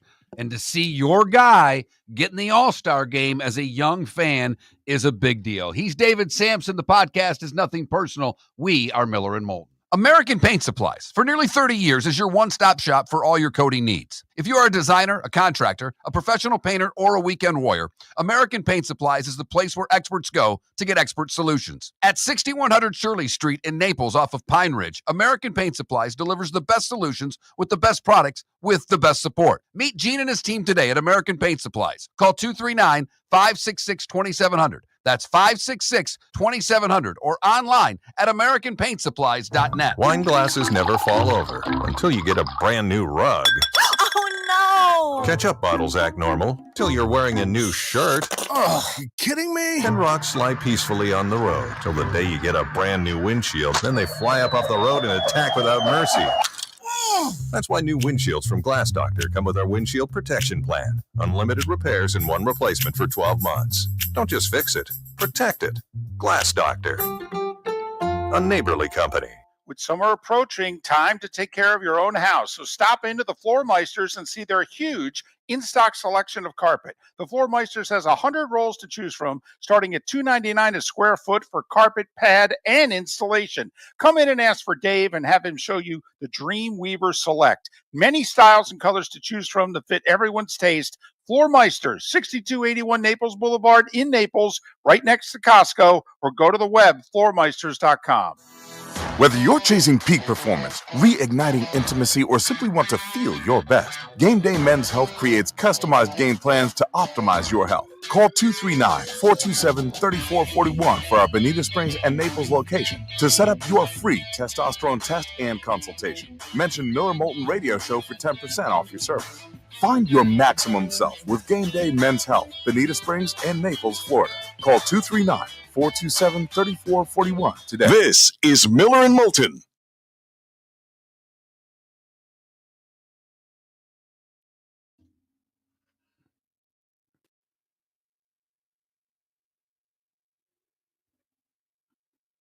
I don't know if there's an interview that goes by more quickly than David Sampson. I agree that.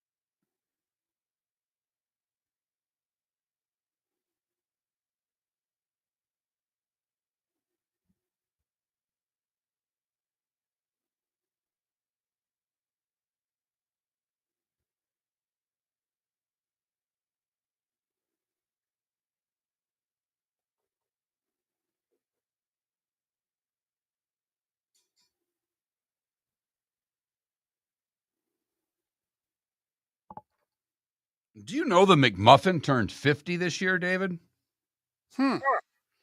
Now they're adding a spicy McMuffin. Yes, I saw that. I think the snack wrap comes back Thursday. Oh, my goodness. What a week. Maybe they can start using peanut oil to do their fries again, and they might be good.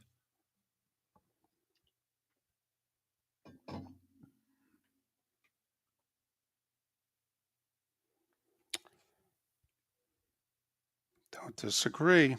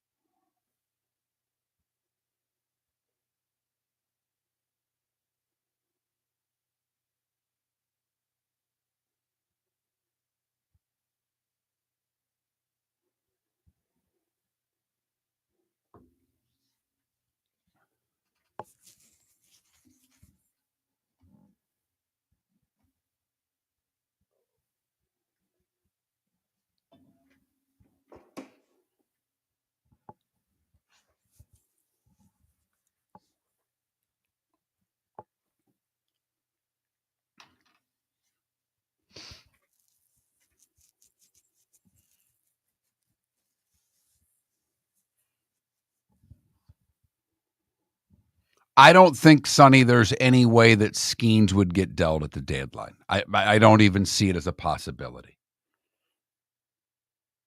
He'd have 5 pennant races left till free agency. Do you know what you would have to give up?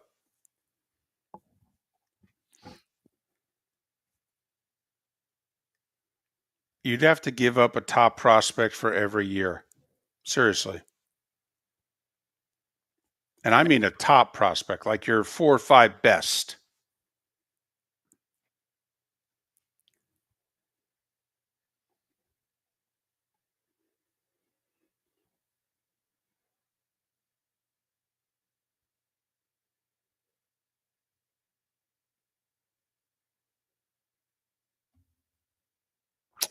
If I were the Braves, I said it yesterday, I would. We're out of it. He's a free agent at the end of the year. I'd pull him aside and say, listen, we want to re-sign you. I'll even do the deal and put it in a drawer. Okay, but can we rent you out for 2 months? And where would you like to go? And it's, the Tigers did that last year with Flaherty.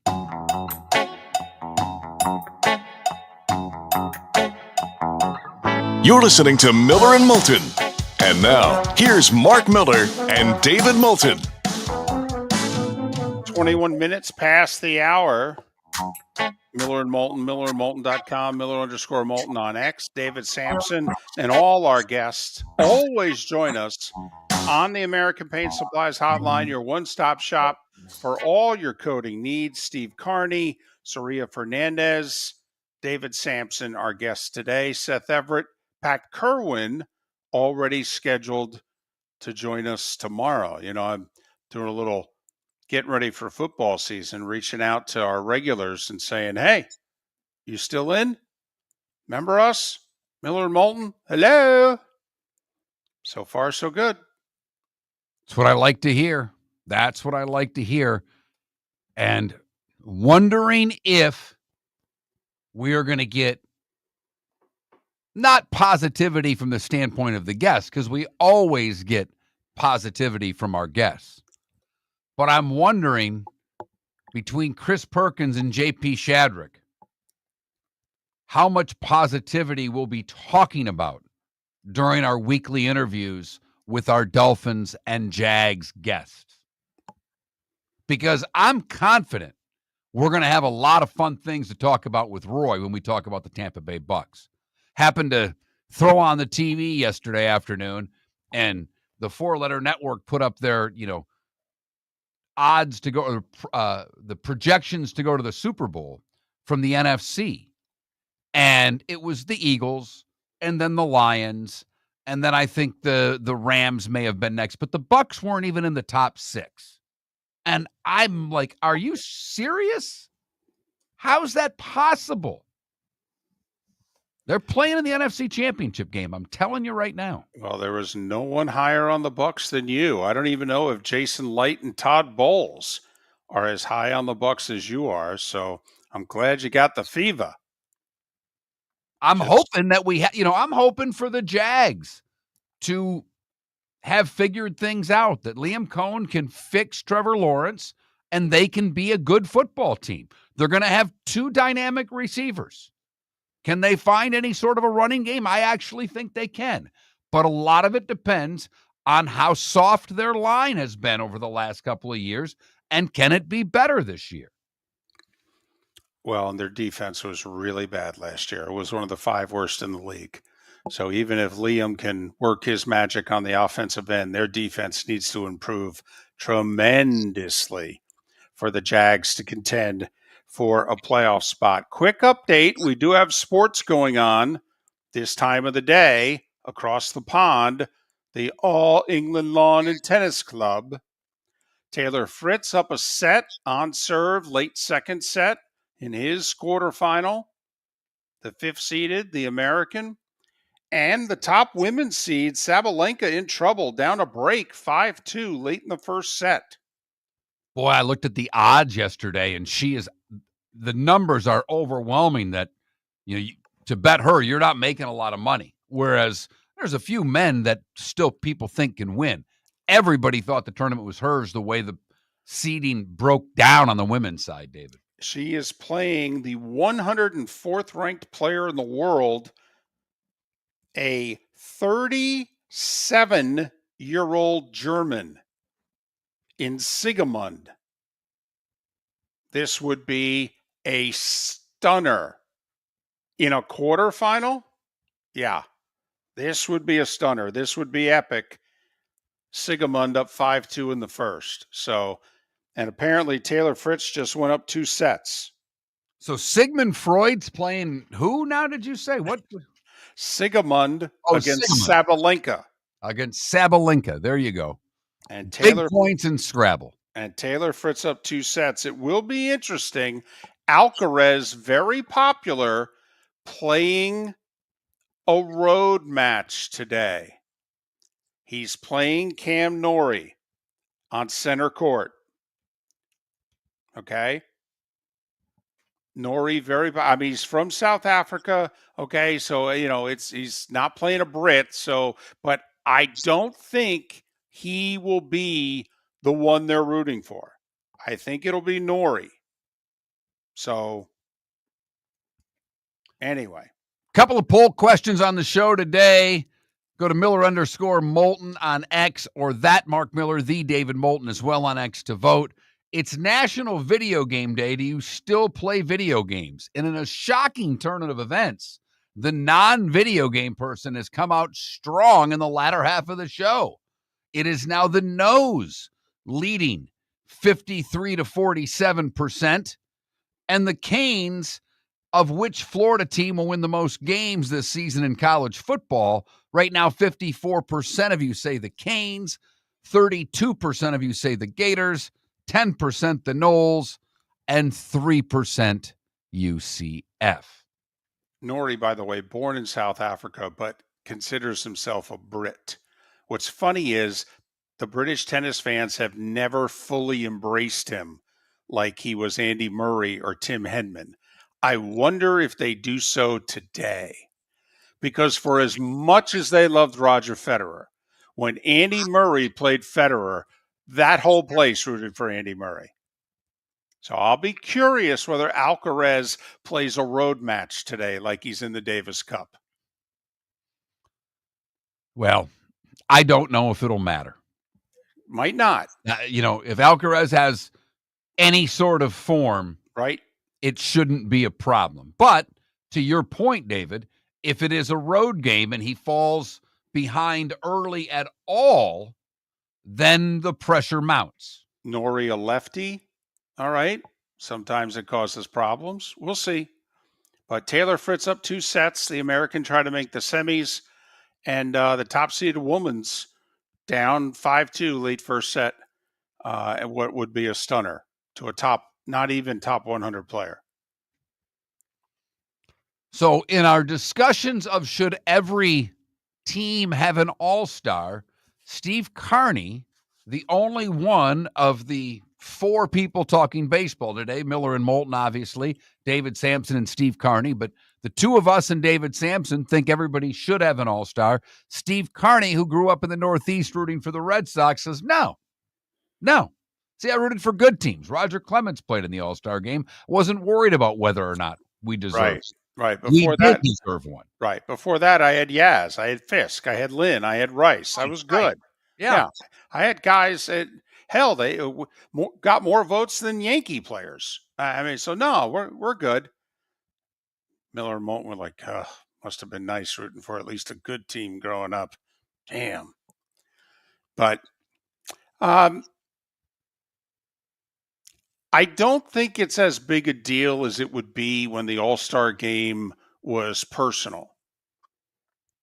I mean, I'm guessing when you and I growing up, we really rooted hard. I was a National League guy, you were an American League guy. And we rooted hard for our respective leagues. And when you and I were growing up, my league was beating the pants off your league. Kicking my league's butt. It's funny, David. I don't think I rooted as hard for the American League as maybe you did for the National League because my Tigers stunk.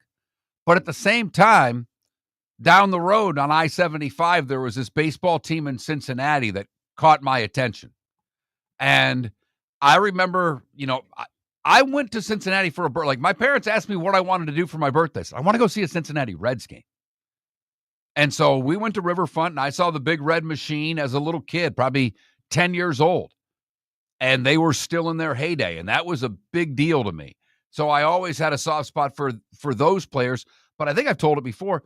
I used to go to the Tigers games once a year as a kid or twice a year, and I'd get one of those plastic hard helmets. That was my gift. I would get every game, and I'd get a different team. And I don't know if I ever had a Tigers one as a kid. I had a Dodgers. I had a Red Sox. I had a Reds. I actually had a Mets because I thought the colors and logo were cool. And then I would use my little sticker label maker and put whatever player was my favorite on the back of the helmet. So I didn't have the same National League, American League, because I liked a lot of those National League players. Yeah, I remember vividly the National League's winning streak, I think, was like 11 or something like that. And the 84 All-Star game at Old Comiskey. And when Atlee Hammaker gave up the salami to Fred Lynn, and I'm like, oh my goodness, the American League's going to win an All-Star game? I don't even remember that.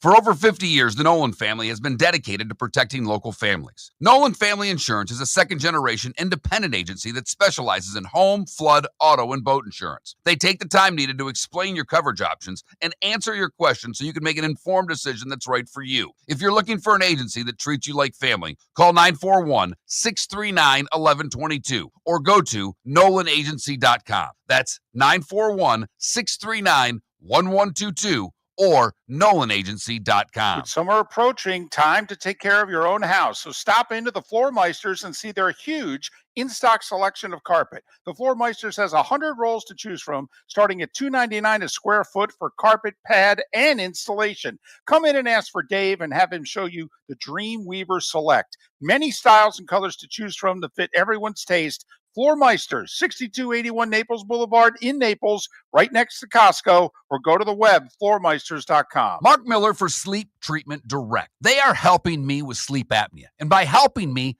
I mean curing me. No more CPAP machine, no more snoring, no more tossing, no more waking up exhausted. Their expert team got me the right treatment fast and hassle-free. If you want to feel energized and get rid of your snoring, call Sleep Treatment Direct today.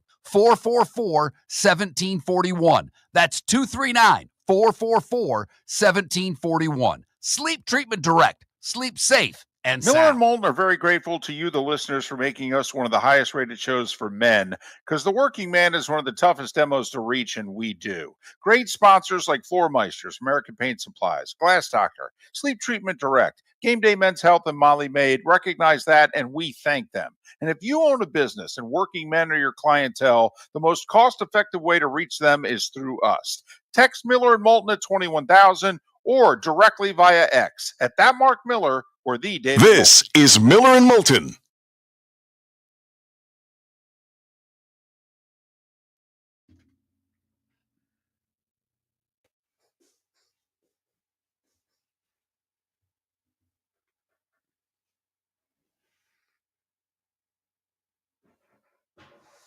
That is absolutely true, Canada Relief.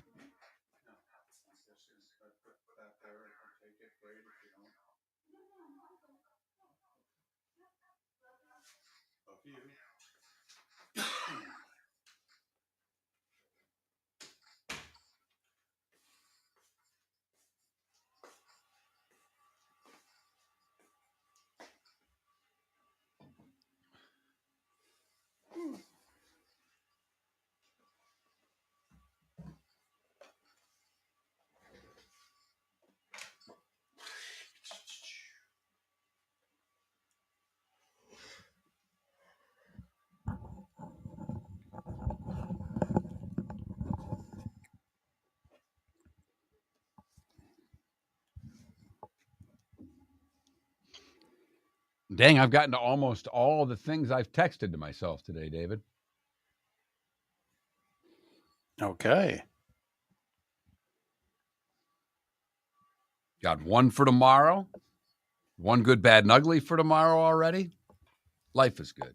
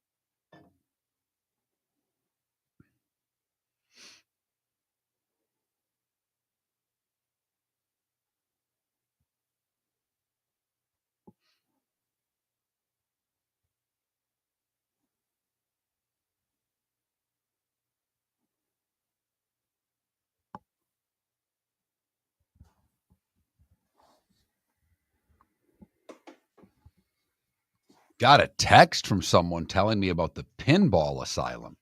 I'd heard of it. I didn't know where it was. Like 75 pinball machines from back in the day. And it's on Tree Line right by Twin Peaks. Oh, wow. Yeah. Got that right.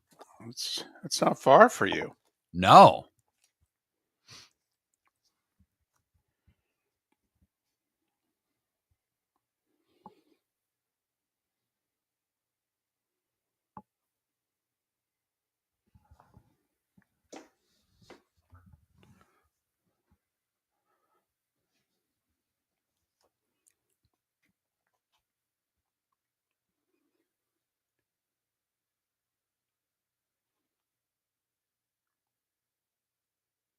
Yes and no, Logic Man. You need some luck in pinball.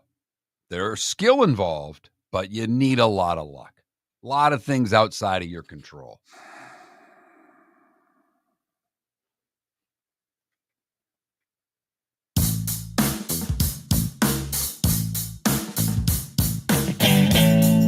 Welcome back to Miller and Moulton. Text the guys what's in your mind at 21,000. That's 21000. And now, here's David Moulton. 22 minutes till we're out of here. Pat Kerwin, Seth Everett on the show tomorrow. Make sure you vote in our poll questions. It's National Video Game Day. Do you still play video games? Close vote for the first time. No is winning. That Mark Miller, the David Moulton, Miller_Moulton on X. And then wetting the whistle a little bit. Throwing red meat to you Lions. A little football poll question. Of the Big Four in state, sorry, South Florida, you're not in a Power Four conference. Not yet. Not yet. Still holding out hope for the ACC.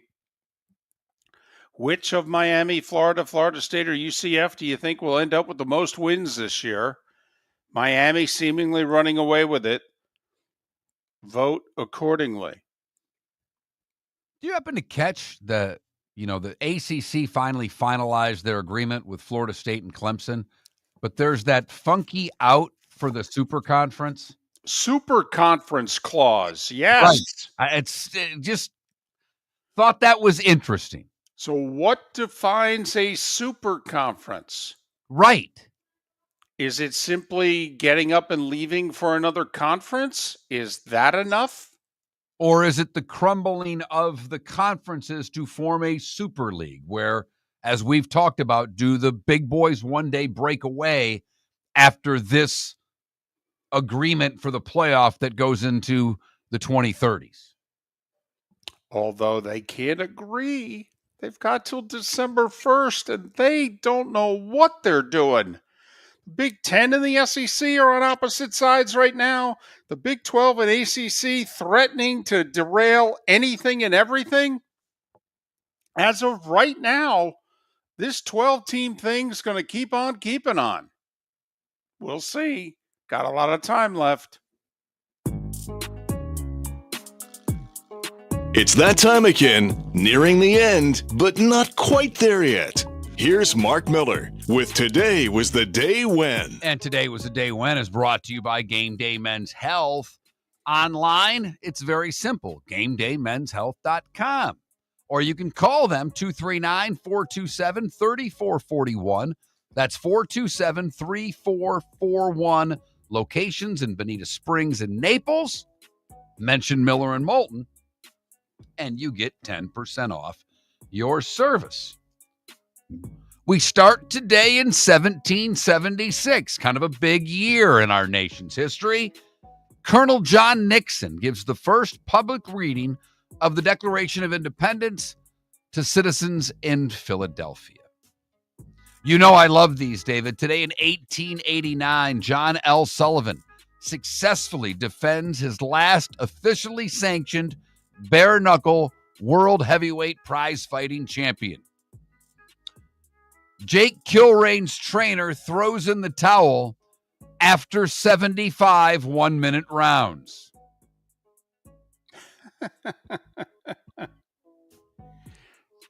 Today in 1946, baseball grants a minimum salary of $5,000.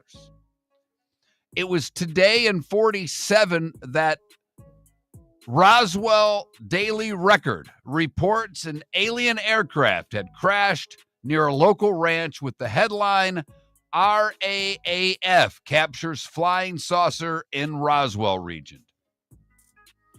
1978, Borg wins his third straight singles crown, crushing Connors in straight sets. 1981, the Go-Go's released their debut album, Beauty and the Beat. It would reach number one in the U.S., becoming the first all-girl band to do so. Today in 84, McEnroe defends his crown at Wimbledon, beating Connors like a drum, 1-1-2 in straight sets. The Miami Arena opened today in 1988. Edberg beats Becker for his second Wimbledon in 1990. Is that when you were there? I was there the year before when Becker beat Edberg. Right. They alternated for 3 years. Edberg beat him in 88. Becker beat him in 89. Edberg beat him in 90. Today in 96, the Spice Girls released Wannabe. It was their debut single. Venus wins her first Grand Slam at Wimbledon today in 2000, beating Lindsay Davenport. In 01, Venus would win again. 2007, Federer wins Wimbledon for the 5th consecutive year, beating Nadal in 5. Today in 2010 at the John Deere, Paul Goydos becomes the 4th and oldest player in PGA Tour history to shoot 59, 12 birdies, 6 bars. And in 2022, Simone Biles becomes the youngest person to receive the U.S. Presidential Medal of Freedom from President Biden. John D. Rockefeller, Nelson Rockefeller, Roone Ardledge, maybe the biggest name in sports television. David, would you agree with that? Is there anybody bigger in sports television than what Roone Ardledge did? Sports Yeah. television? No. Wide World of Sports, Monday Night Football? No. So the Rockefellers, Roone Ardledge, and Toby Keith would have all celebrated birthdays today. Jack Lambert is 73. Actor Kevin Bacon is 67. Singer Beck is 55, as is tennis player Todd Martin. What did I miss, David? Well, I don't know, because I was kind of looking some stuff up. Did you say happy birthday, Paris? Huh? No. Happy birthday, Paris. Oh. Okay. Paris is 2,000 years old today. Wow. And it doesn't look a day over 1,500. Interesting day. So MacArthur named the Korean commander today in 50. All right. I had one other thing right around then. I really should have this in order. Anyway, I found it an interesting day today. In 59, the first American was killed in Vietnam. Today in 69, the first troops were withdrawn from Vietnam. So there you have it. By the way, Hemingway wounded in World War I today. Did you have that? I did not. Ernest Hemingway, wounded on the Italian front, was very lucky. The guy standing to his left and standing to his right got killed. He got hit with a mortar shell. Okay. He was handing out chocolate to the Italian soldiers in a dugout. He was a reporter for the Kansas City Star who was also volunteering for the Red Cross in France. He was struck at 5 different places. Obviously, he lived. He was 18 years old in 1918 when he was wounded in World War I. Time to see life a little bit differently. Here's Mark Miller with the good, the bad, and the ugly. What you got, Mark? We go to California for the good, what I think's a relatively cool story. Randy Robbins is a photographer and captured 3 minutes of seeing a red fox. It is a mammal that lives in California. The species may number less than 100, and it is being inbred out of existence, and captured 3 minutes of the rare red fox. All right. These are not, these are a little off, but I can't help myself. For the bad, we go to Lakeland, where an 18-year-old has been arrested after threatening to shoot up a McDonald's. Why would one shoot up a McDonald's? Well, that's, of course, because they screwed up his $5 meal deal. So he called the McDonald's several times because his order was wrong and threatened to shoot up the place. The 18-year-old Dayton Schaefer has been arrested. He said he claimed the threats were a joke. Yeah. Finally, the ugly, as literally my computer just shut off. Thank goodness I remember the story. We go to California, where a 57-year-old man hit a bear on the highway. He felt badly because he hit the bear. The bear kind of went off the end of a cliff and was holding onto a guardrail, trying to get back up. And instinctively, the man, feeling awful about hitting the bear, went to try to rescue the bear. Bad move. The bear bit him 3 times. Well, he was honked off. The guy hit him. The bear made it over the railing and then died shortly thereafter. The man was taken to the hospital for his wounds. And that is the good, the bad, and the ugly on today, July the 8th, here on Miller and Moulton. Went over the railing down the cliff or hill there. It didn't go down the cliff. It kind of held onto the railing. The guy came to help get the bear back up on the other side of the railing, and when doing so, was bitten 3 times by the bear. Yeah, I'm leaving the bear. I might feel badly. I might even throw it some food I had, but I'm not getting near the bear. Listen, my wife doesn't like when you step on anything. I mean, she's all into saving everything. But that's a bear. Right. Well, I mean, there was a story yesterday. I didn't include it in this because I don't do it when someone dies. But a guy on 95 on the east coast of Florida went out on the, pulled over to save a turtle that was crossing the highway. He got hit by a car and died. Of course he did. What are you doing? All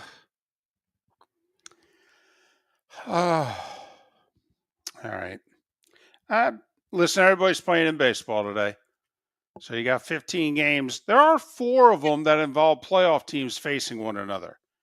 I mean, we're aware of 3 of them because they happened last night, too. Tampa Bay continues their series in Detroit right now. That's the 1 and 5 seeds in the American League. Dodgers continuing their series in Milwaukee. Right now, that's the 1 and 5 seeds in the National League. And the Phillies and Giants, which would actually be a first-round playoff preview. The Phillies are the 3 and the Giants are the 6. Oh, by the way, Seattle's in the Bronx to take on the Yankees. That's the 6 seed and the 4 seed right now in the American League playoffs. So there you have it. Marlins continue their series in Cincinnati, where they won game 1 last night 5-1. I believe one of these games that I mentioned, Dodgers Brewers is the Tuesday night TBS game, for whatever that's worth. There's 2 games in the WNBA, including 8 o'clock tonight on the 4-letter network, and it doesn't involve Caitlin Clark. The Aces from Vegas against the Liberty from New York. 8 o'clock, 4-letter network. Wimbledon's still going on. By the way, Taylor Fritz is getting smoked in the 3rd set. Good thing he won the first 2 because he was down 5-0 in the second. He just held serve. He's not going to force, he's not going to win the set, but at least he could get it so that he can start the 4th set with his serve. And Sabalenka lost the first set to the 37-year-old German Sigemund, but Sabalenka's up an early break in the second. Top seed on the women's side. So there you have it. It is the dog days of summer. We're approaching the All-Star break in baseball. David, hoping, praying, sending smoke signals out, trying to get the trade deadline to fit what he wants it to be. It's just real simple. Okay, the teams that are, meandering, we just need them to go south. Sorry, Twins, I've rooted for you for 30 years. Don't know what to tell you. Need the Twins. Need the Royals. Okay? Need the Guardians to not get hot. Okay? Who else? The Angels, Texas. Sorry, Mark, you're high on the Rangers. Nope, you guys got to go you got to keep losing. Nope, don't gain any ground over these next 3 weeks. National League, okay, I don't know. There's like 10 teams above 500. That's the Diamondbacks could go on a big skid. That would help you out because they would have parts that people would want. And I need Cincinnati. Well, no, we bet the over-under on the Reds, so I can't even root for the Reds to tank because they at least have to cover for us. And, we lost money on them last year. Once every 2 years on the Reds. Exactly. So I'll tell you what, though, I don't know why the Cardinals are still playing this well. They're not supposed to be. Come on, St. Louis, figure it out. Realize you need to be sellers. Come on now. So the deadline's still ahead and too many teams in it right now for there to have moves being made, but we shall see. Poll questions are up. Do you still play video games? Which Florida college team's going to win the most? A sneak preview. I have it written down so I won't forget it. I have a poll question ready for tomorrow. Wow. We'll see if David likes it before the show. Pat Kerwin and Seth Everett will join us tomorrow on the show. Have a great rest of your Tuesday. If you miss any of the show, millerandmoulton.com to download. Southwest Florida's scorching heat is on its way. Stay cool with Air Advantage. As a proud Rheem Pro partner, Air Advantage delivers top-notch air conditioning solutions to keep you cool and comfortable. Right now, enjoy 18 months, no interest, no payments on qualifying systems. Call 433-4635 today for expert installation and unbeatable comfort all summer long. Online at myairadvantage.com. Air Advantage. Call today, 433-4635. Defining a new era in men's health. Get stronger and healthier at Game Day Men's Health. With our in-house laboratory, get in, get treated, and get back to your passion and purpose. Call 239-427-3441 for our Bonita Springs or Naples location to set up your free testosterone test and consultation. Mention Miller Moulton Radio Show for a 10% discount on your service. Start living your best with Game Day Men's Health, Bonita Springs and Naples. Call 239-427-3441 today. American Paint Supplies, for nearly 30 years, is your one-stop shop for all your coating needs. If you are a designer, a contractor, a professional painter, or a weekend warrior, American Paint Supplies is the place where experts go to get expert solutions. At 6100 Shirley Street in Naples off of Pine Ridge, American Paint Supplies delivers the best solutions with the best products with the best support. Meet Gene and his team today at American Paint Supplies. Call 239-566-2700. That's 566-2700 or online at AmericanPaintSupplies.net. With summer approaching, time to take care of your own house. So stop into the Floor Meisters and see their huge in-stock selection of carpet. The Floor Meisters has 100 rolls to choose from, starting at $2.99 a square foot for carpet, pad, and installation. Come in and ask for Dave and have him show you the Dream Weaver Select. Many styles and colors to choose from to fit everyone's taste. Floor Meisters, 6281 Naples Boulevard in Naples, right next to Costco, or go to the web, floormeisters.com. Honey, you want to come out? I haven't seen you since Glass Doctor installed our custom shower enclosure. No thanks. Well, you can't keep eating breakfast in the shower, and laminating your magazines is getting expensive. You remember we have guests coming over tonight, right? Oh, I'm sure they'd love to see the shower. It's our neighbors, and I highly doubt they want to be hanging out in our bathroom. The shower's so good, you'll never want to leave. Visit glassdoctor.com today and schedule an appointment online. Mark Miller for Sleep Treatment Direct. They are helping me with sleep apnea. And by helping me, I mean curing me. No more CPAP machine. No more snoring. No more tossing. No more waking up exhausted. Their expert team got me the right treatment, fast and hassle-free. If you want to feel energized and get rid of your snoring, call Sleep Treatment Direct today. 444-1741. That's 239-444-1741. Sleep Treatment Direct. Sleep safe and This sound. is Miller and Moulton